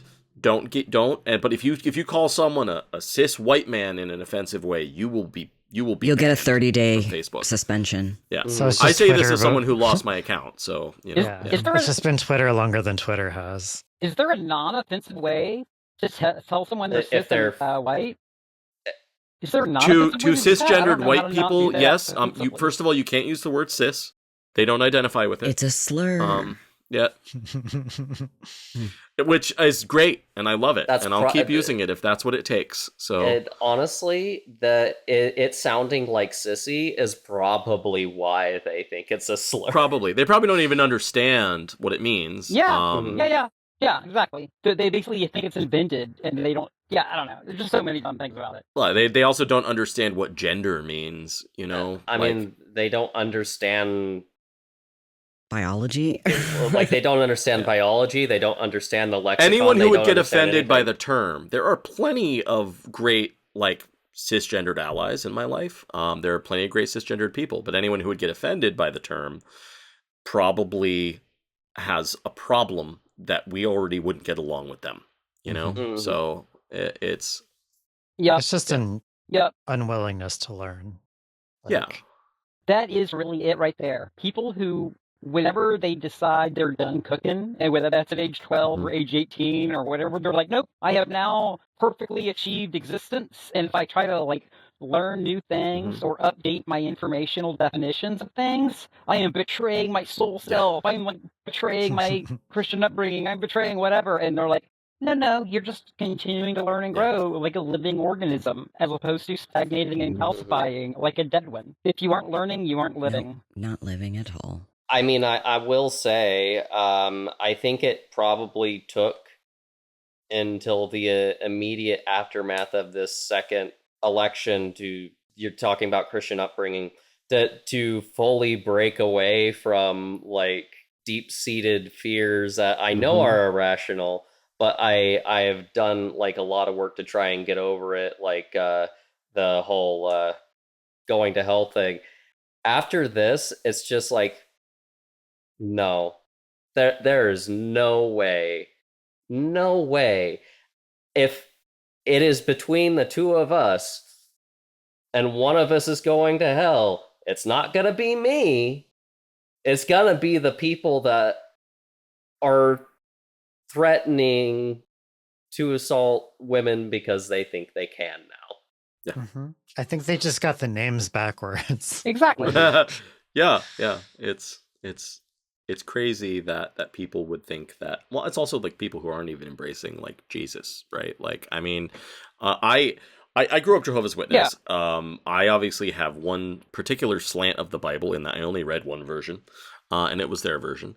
And still, it's like, I can still in my daily life say a lot of the things that like would have been, attributed to Jesus and Jesus's teachings are great. I just don't want to have anything to do with any of it because I understand that outside of it. My moral compass doesn't require someone to give me a reward or a punishment to be a decent person. My moral compass is just mine. And I generally am like, okay, well, why can't people just be decent without having a reward or a punishment? It doesn't stop people from going to jail, reward or punishment. It doesn't stop people from doing anything. I mean, how can you be a person who says, oh, the only reason I'm not terrible to people is because Jesus told me to? It's like, why would you want to be terrible to people to begin with? Like, you shouldn't need that requirement in order to do that. And it's like, just like a God shouldn't require you to like get down on your knees and pray to them regularly in order for them to care whether or not you exist, especially if they're supposedly all powerful, omniscient, like it's a whole thing. But like, kind of that's a whole different honestly. discussion. But yeah.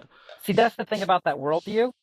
Yeah, that's the whole thing about that worldview is it not only teaches them that they need to be good, but that they are inherently broken. Original sin. That's one of the reasons why they are so quick around. Exactly, they're so quick to throw around that other people are broken. It's because they know, or more to the point, they have been taught that they themselves were broken, and then they were washed in the blood of Jesus, and therefore they're not broken anymore because Jesus has saved them. Also, it just sounds like vampirism in a weird way. There's a lot of death culty kind of weirdness in the way that they practice Christianity. Not as hot as vampires, though. No, but like when I think of a vampire being covered in blood, it's like, oh yeah, that's a thing that works for me. Briar's like wood. Oh yep. That's a whole thing that works. There's that scene in Blade, like with Stephen Dorff and his I don't know what she was. It's sex interest, I guess. Where she bites someone and they get covered in blood and they're like sharing blood, and it was kind of like, wow, that's really hot. I'm having a hard time right now.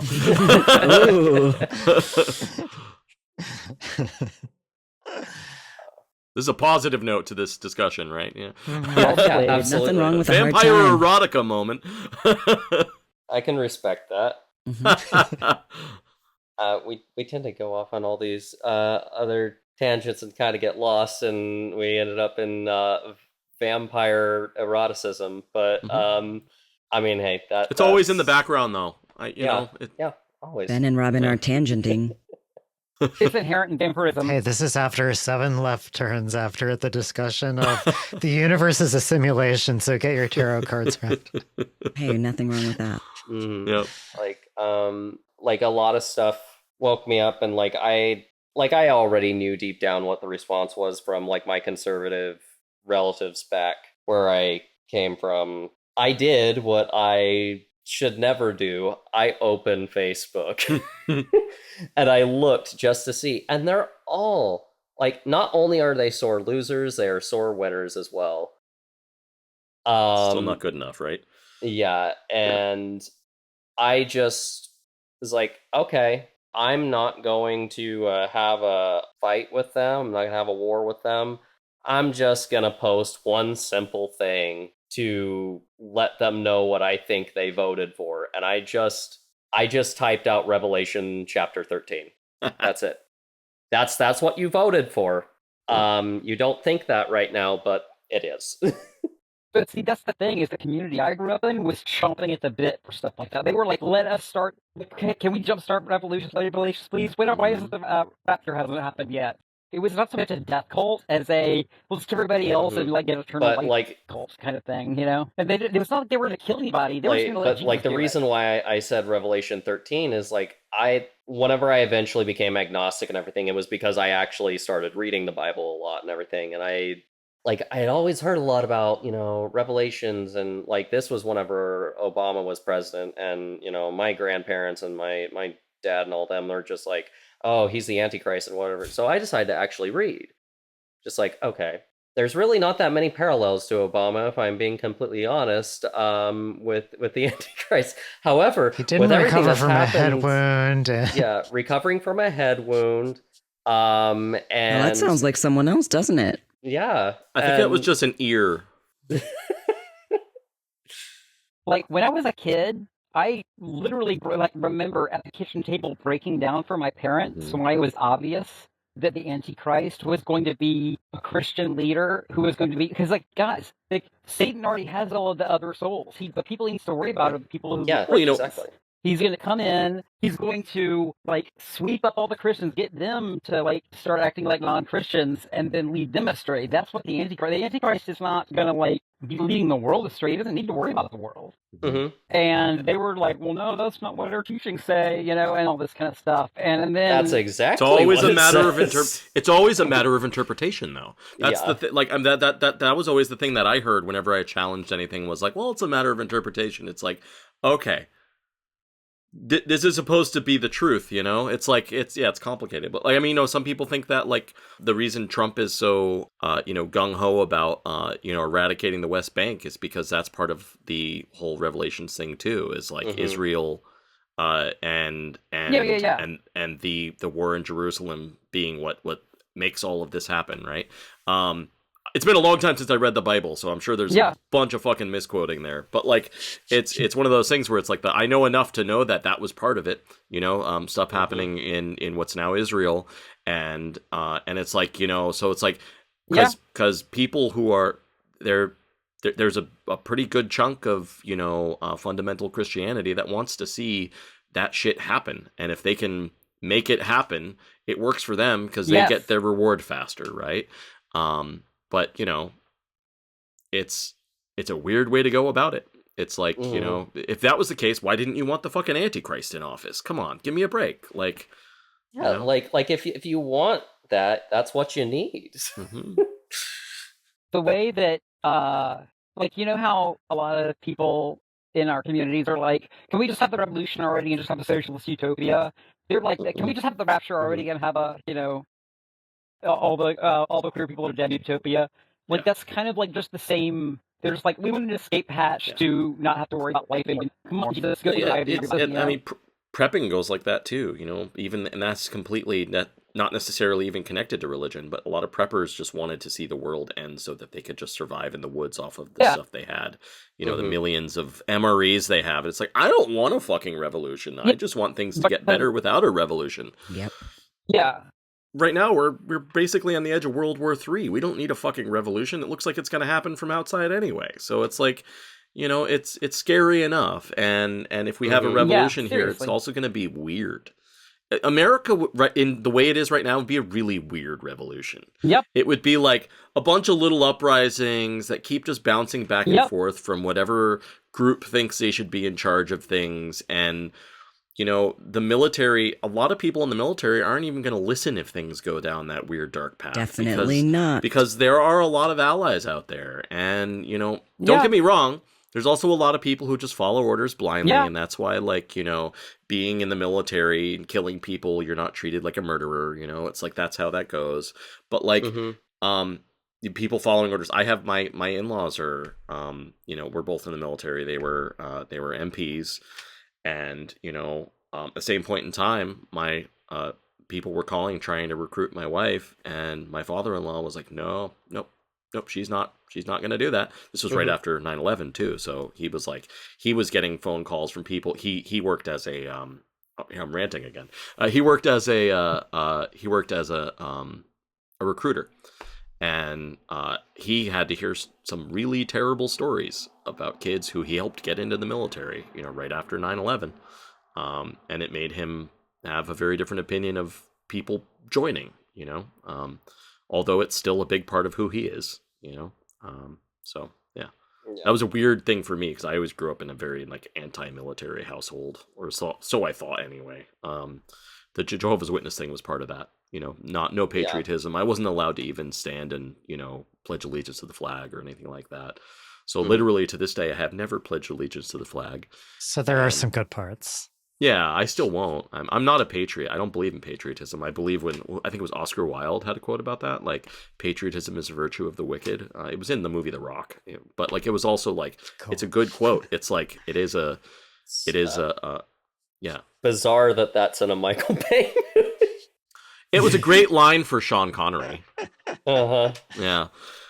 I mean, I like to have, throwing everything on the spectrum, having patriotism on one end and jingoism on the other, and having patriotism be the I care about my community and my country enough to want it to be better than it ever has been yet, kind of thing,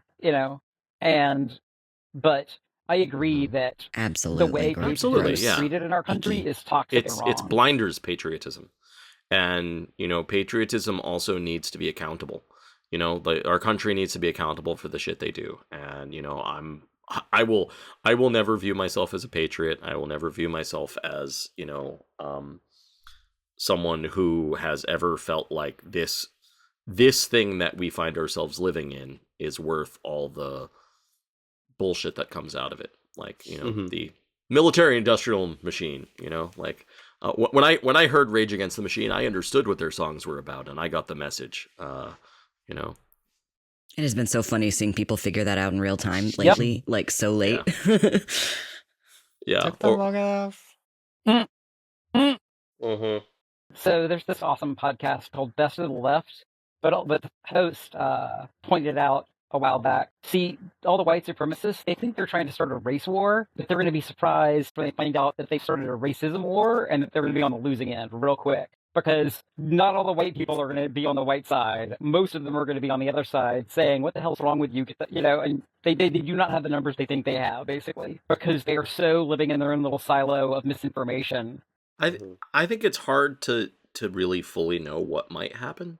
Just because, again, I mean, I like to use the example that is one of those examples everyone shoots down, which is, again, this is like when in Germany, no one thought their neighbors were going to turn on them and do all that kind of shit. So, I mean, if we know the stories that actually happened, it was really bad. And most people are cowards, and when up against a wall, they turn and they vote for survival. Survival's a powerful thing anyway, but like most people are also just generally scared of what could happen if they take a stand. And this has happened historically a lot. People like to think that they'll stand up and they'll help, or that the vast majority of people will. It's yet to be seen. It's definitely a gray area that we need to kind of like be cautious about. Know your allies, know that they're good allies, that they're true allies, that it's not just a talking point for them. They need to show it in their actions. If they don't show it in their actions or their interactions with other people, there's a level of trust that you shouldn't just blindly give them. Respect and trust are both earned, and they should never be given freely, because that can be dangerous. I say this as someone with trust issues, so I mean, like, grain of salt and all that, but like, my point here is just like there's a lot of things we think may or may not happen, but the response that people have in a disaster is very different from the response people have in a war. So if things do come down to government action and, civil war, or which I think wouldn't be like two sides in America, it would probably be a lot of different sides, which is complicated. But like it's and sides probably not communicating with each other, so there'd probably be a lot of collateral damage. But like it's also go into everything skeptical. Know that things can turn horribly wrong very quickly, and just be careful. Don't blindly trust people or think you're going to be on the right side of things. Your friends and your neighbors can do terrible things, as history has proven. We all like to think we're past that, but we're still humans, and we're still mammals, and we're still just creatures who keep repeating the same mistakes on this planet. So we can do better as individuals, but only individuals are trustworthy. As soon as you put that into a larger spectrum, I mean, it gets complicated. One movie line I constantly come back to, Men in Black, Tommy Lee Jones, with a person is smart, people are... Yep. I forget the rest of the line, but That's why we have the Electoral College. Mm-hmm. Because people a long time ago said people are too stupid to trust them. So we're going to have the Electoral College. Mm-hmm. And, that's why they exist. The reason it exists is people wanted to have slaves, but that's a strong secondary reason. But they thought the people who didn't want slaves were too stupid to know what was right. The reason America exists is slaves and taking land away from other people. So yeah, that's a whole big part of it too. Yeah, but that's a justification that they had. Mm-hmm. A lot of justifications for a lot of bullshit, but that's yeah. Those who do not study history are doomed to repeat it, but it's not just those who don't study history. I was thinking that in my brain. Those who don't study history with reading comprehension, because as we go back to, some people have a real problem with taking the right lesson from things. Yeah, absolutely. One of the things we can help do is share history lessons with people around us who we aren't sure about allies. We can go, oh, did you know this is something that happened? And I don't know, just help spread factual education is useful, especially when it's true stories that can help lead people to the idea that maybe it's better to cauterize the wound rather than losing half your body or whatever. I don't know. Yeah. Has anyone here been to the Holocaust Museum? I haven't had a chance. Not yet, but I need to. I haven't been able to. Sam is not here, but she has. Okay. So the Holocaust Museum is set up in chronological order. And so when you enter the museum, I forget what year it starts in, but it's very early in the 20th century. And as you go through the museum, it's all in chronological order. And so you're going through and watching things unfold as they would have unfolded if you were there experiencing it, basically. You're learning the information as it happened.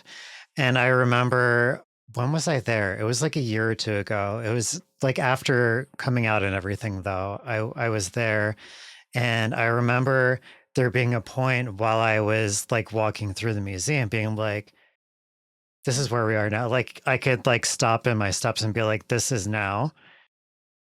And it was farther in to the museum than you would but not all the way through, I always try not to lean on the Holocaust analogy and the Hitler thing, because that's such a fallback for people. But in that moment, it's okay, this is a fair example. Yep. This is where we are. We're in 19 whatever. Yeah. Yeah. There are people. I think we were right before. I think I stopped right before the Night of Glasses, where I was oh, that's where we're about to be. So it's scary. And there's historians who agree. Yep. Yeah. And there's people who one of the things I like to say, I'm talking there's people smarter than me with a better education than me in these subjects who agree that is true, and don't necessarily have a political motivation to believe that. There's enough people who say that this is pretty parallel. I believe Jews for Peace did something about it recently, if I'm remembering where it came from properly. But they've been advocates for a ceasefire, and this has also come about as Trump's first presidency was around. A lot of people were talking about parallels. Doesn't help the guy fucking just said good things about Hitler recently on the air. So and calling immigrants vermin. Yeah, which, don't get me wrong, neither the Obama administration or the Biden administration did very good with that. We basically have prison camps on the border. So, that's a whole mess too. But as someone who was in Arizona for a long time, I remember hearing stories from people who were local, who were third generation Americans who would get harassed by Border Patrol and cops constantly just because they had brown skin. And, it was that's a crazy thing, especially when you could end up in a camp. In Phoenix, even people who just there was I don't know if anyone heard about this outside of Arizona, but they had the sheriff in Maricopa County had prison camps for just people. If you had that. Yeah, Joe Arpaio, fucking asshole. We lived there at that time, and a friend of ours who I'll say friend loosely, he was a mess of an old guy who had a major problem with alcohol, who ended up getting a DUI and ended up staying at one of the camps for quite a long time. He was on work release, so he had to sleep over there. He was able to go home and shower and stuff like that. But it was like, I mean, he spent his nights in these camps, and like they would literally feed people, you know, wormy bread and moldy food and stuff like that. It was like the, you know, and it's like, you know, yeah, it's like, you know, we're not going to see anyone, you know, getting back to your earlier point, Ynza, about like, you know, trying to do pardonings.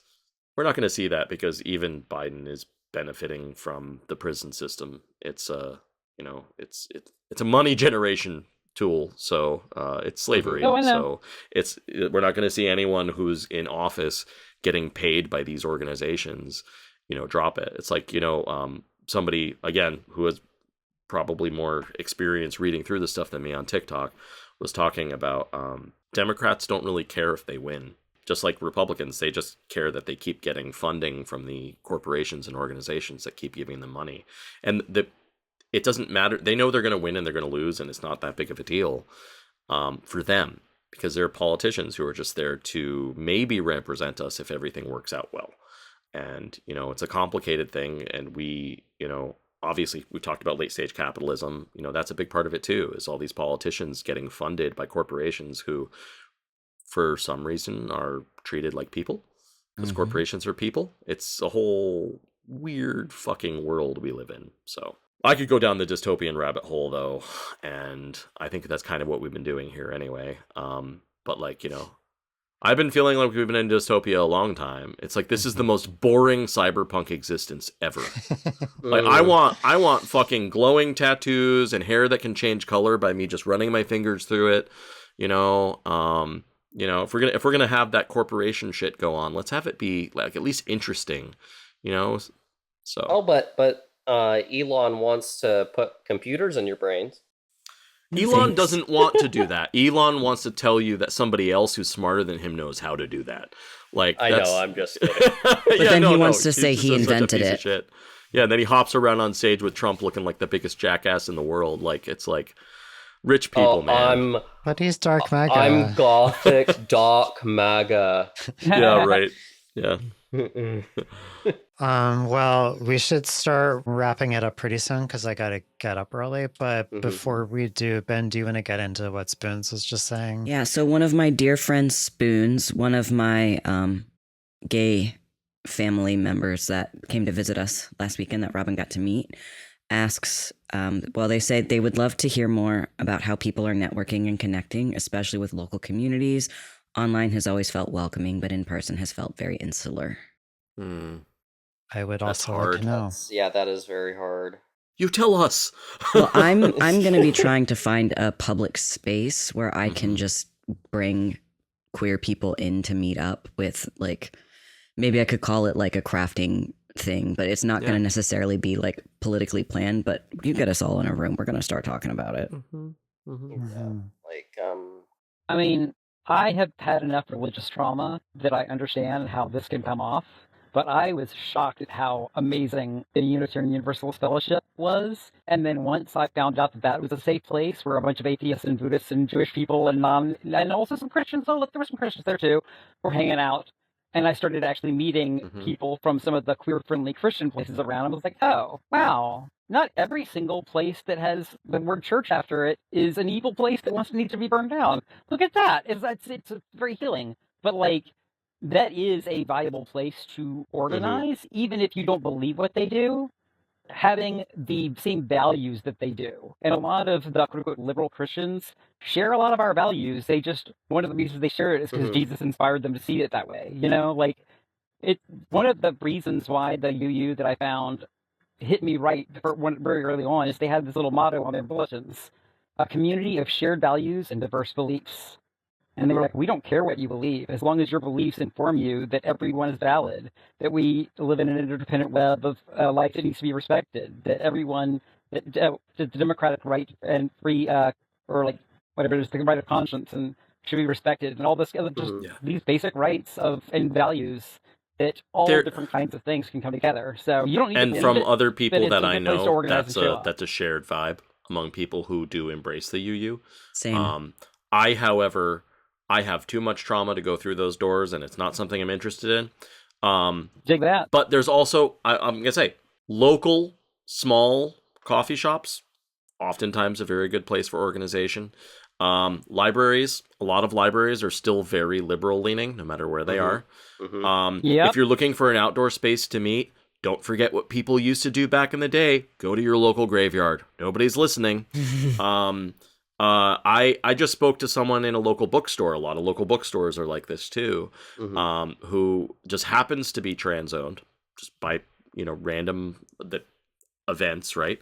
Like the staff was clear. They were like, just happens to be trans owned, and probably the reason why a lot of places that are pretty liberal have a lot of books is because most liberal people are literate. Exactly. And so me, as someone who still masks indoors, that's been my biggest challenge with face-to-face interactions with people is, I have 3 kids. I mask indoors. So if it's a trans only space, like we have a community meeting that happens locally that's trans, but like, as far as I can tell, none of them mask, and I don't want to be in another place where I feel like I'm like an outsider, even with the people that I know, and where I know that that's a risk that I'm not comfortable with. And I have a number of parasocial friends who are trans who very much are like, if you care so much, wear a mask when we're hanging out indoors, and it's like,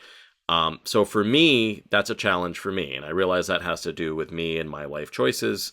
But like the local group does not appear to have any slant towards safety in regards to masking, and I can't get them to communicate in any way. So it hasn't been a good place for me to try to find connection. But this bookstore that I went into recommended that I reach out to the owner and try to talk about having get-togethers there, which is only half an hour from me, and I don't know, you might want to wipe being half an hour from me because I probably don't want people to know close to where I am. Yeah, that gives you a radius. But like, your coordinates. FU. No, it's so Charlie Kappa. Exactly. I might reach out and try to see if I can get to the together group, because the thing that made that place attractive to me is they have a masks recommended sign on their door, and even though none of their customers were following this, the staff were. So I might be able to try to find a way to find a group that makes me feel safer. Organizing with people around here is tough for me because the trans people I know are generally parents who are busy and have a lot of things going on in their lives, and they're all down there and we're not. So we're in a completely different proximity. They're morning people and we are not. So like they do hikes and it's like 9 o'clock in the morning and we're like, we've been asleep for like 4 to 6 hours. So that's a challenge. But like, if you can find people locally, start with the trans and LGBTQ community in general as a general safety net, and work your way out from there. I highly recommend libraries. They have private rooms that are available in a lot of places. Study rooms. You can book a study room and you can get together with a group of people in a private environment where you don't have people looking in on you and interrupting you. So yeah, I would definitely caution against anyone starting a group with people they don't know. Don't do it at your house because you never know who's secretly amongst the group. So like start in a public place, even at like a public park that just has like picnic tables you can borrow. And use really first names only. People. Yep. Use first names only. Treat it like it's a proving ground until it's been proven. And there is risk right now. There was risk before, but there's a little more right now because people are emboldened. So just be careful. It's time to bring back clubs. Like or bats. that too. Yep. Tiny bats. But, like, I don't know. In terms of stuff that Jen and I are doing, we're both very insular people, so that makes things a little bit more complicated in terms of building community. Most of our close friends are queer that live locally, so there's that. One of which was going to move down to Florida for school reasons, but that changed. Good idea. It's complicated. Like, oftentimes, in the social circles that we find ourselves in is that we tend to be geeks before we're queer people. So that does make things a little difficult. It's always been difficult because the geek space is it's a dumpster fire of complications. But I know that the 2 comic book shops that we usually shop around are really relatively safe spaces, and we don't just shop there. We'll actually just hang out there. Like they have like D&D there all the time and stuff, and just talk about stuff. But like those are relatively safe spaces. But again, it's one of those things where you just have to be always cautious and on your toes anyway. And the safest of places are just gonna be with people that you know personally. Yep. From my experience, at least. And there's places you can meet people that you may luck out and they're part of your community. I mean, like in our locale, the SEA was really good. We met some really great people there that are part of our community that are across the straight and not non-straight and the cis and queer, umbrella. So it's a whole group of people, and we've managed to find a great group of people that have become quickly community for us. It doesn't happen for everybody, and it depends on where you are. We live in because of low populace around here, things tend to be more intimate, generally speaking, anyway. So if you're going to meet people, you meet people. The bigger, like if I was going to say, hey, SEA, go to Pensick, that's not where you're going to meet your best SEA people necessarily right off the bat. Unless you come to my camp. Well, exactly. Only you. But if you're listening and you're going to Pensick, find me on Discord, message me, we'll meet up. I think this is kind of undiscovered country for most of us as like younger, in the queer sense, younger trans people. I think, Ynza, how long have you been out? 2016. Since like 2016. 2016. So you might be like the oldest as far as being out of all of us, maybe, but maybe we should try to get in contact more with some people who have been out for a longer time. Because like one thing I think about a lot is like this is something that the trans community and the queer community at large has had to do it for a long time. And we're kind of like not used to having to do it, at least in the same way that it was done back in the day when you like really, really, really had to like watch for your safety before the tipping point. I'm a total baby in my communities, that's for sure. Yeah. I'm like, I have way more trans friends online than I do in real life, in person, like I don't say in real life because you're all my friends, but like I don't have that local community, and I don't really have much gay community either. It's a whole thing, and it's even harder with kids. And that's unique to me, but it's harder with kids. Yeah, I know. I think 2 or maybe 3 people that started transitioning before the year 2000 in real life, and I think the ways or maybe 3 is one of them. I think actually started transitioning in like the mid 2000s, like the aughts or whatever. But everybody else I know that's trans, I'm pretty sure started transitioning 2011 or later, basically. And most of them 2015 are like, I am definitely not the oldest of all the trans people I know, but I'm definitely starting to get that way as I meet more and more younger people that are just starting to figure it out. Like it's not like everybody figured it out in 2015 or anything, It's definitely just like every time you turn around, more people are going, oh, that's what those 47 different things meant. Yeah. Well, we're definitely going to be bringing more people on the pod. I've got several people in mind. We're going to get some advocates on, but definitely getting more stories out there.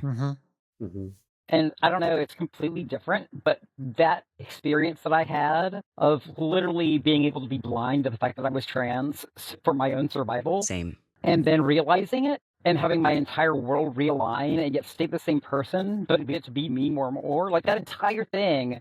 Even though it has nothing really similar to it, I think it actually could have some parallels with those people who are completely lying to themselves blind about where our country's going. And then are going to all of a sudden have 47 things online and go, oh, I've been in the wrong headspace for so many years about this. And not really change that much and yet still be able to completely be different people, if you know what I mean. Yeah. At least that's my hope. Well, we're going to continue this. We're going to have a lot more conversations coming up in the future.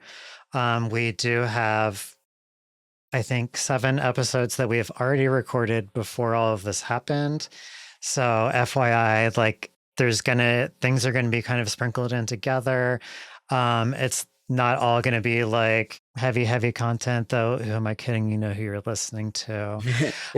But anyway, all that said, like Ben and I are in this position now where we're kind of quickly becoming community organizers.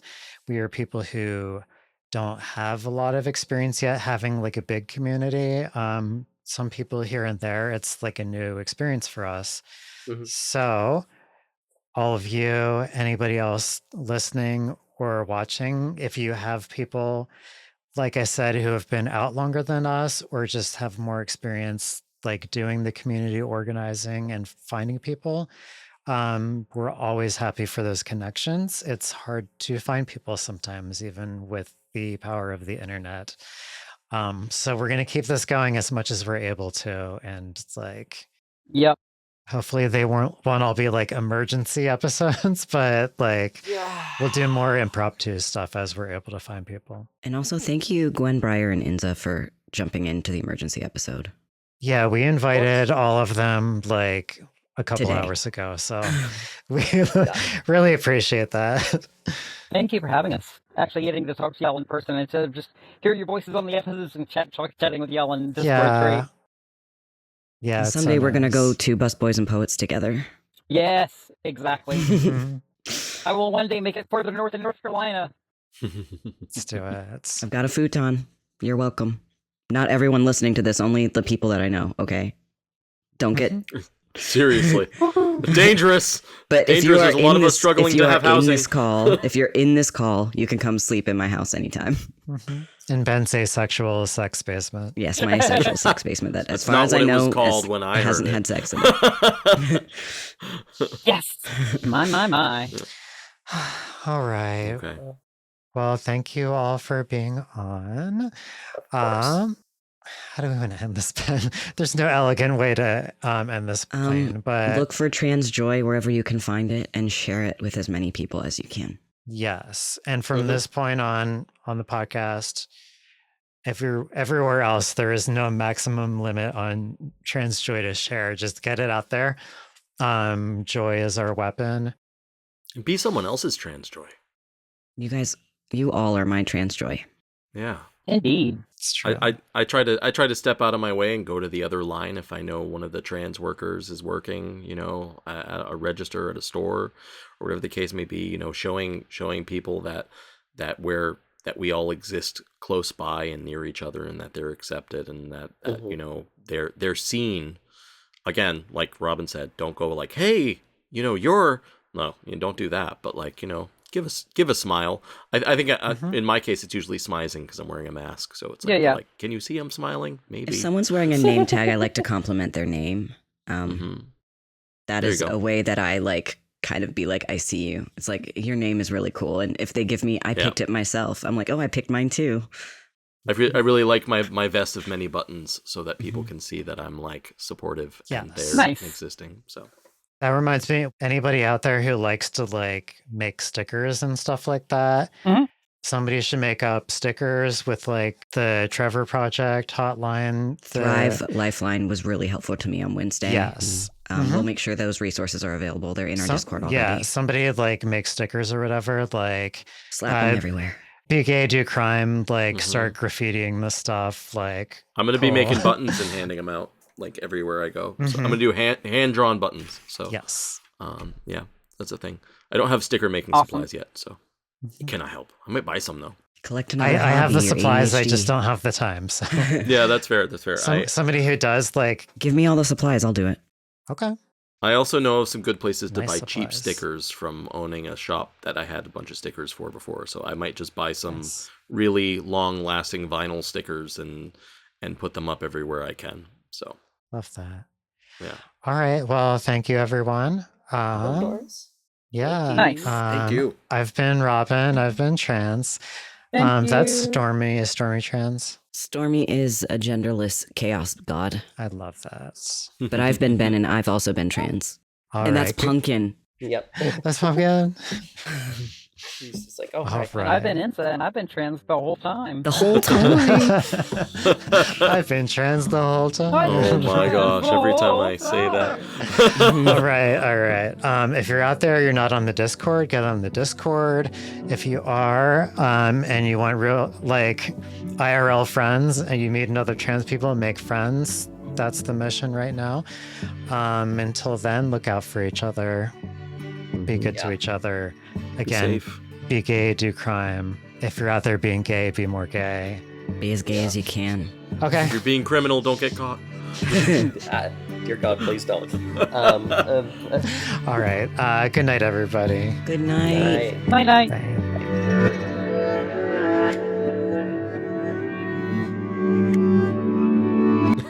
You know, sometimes you just gotta in your.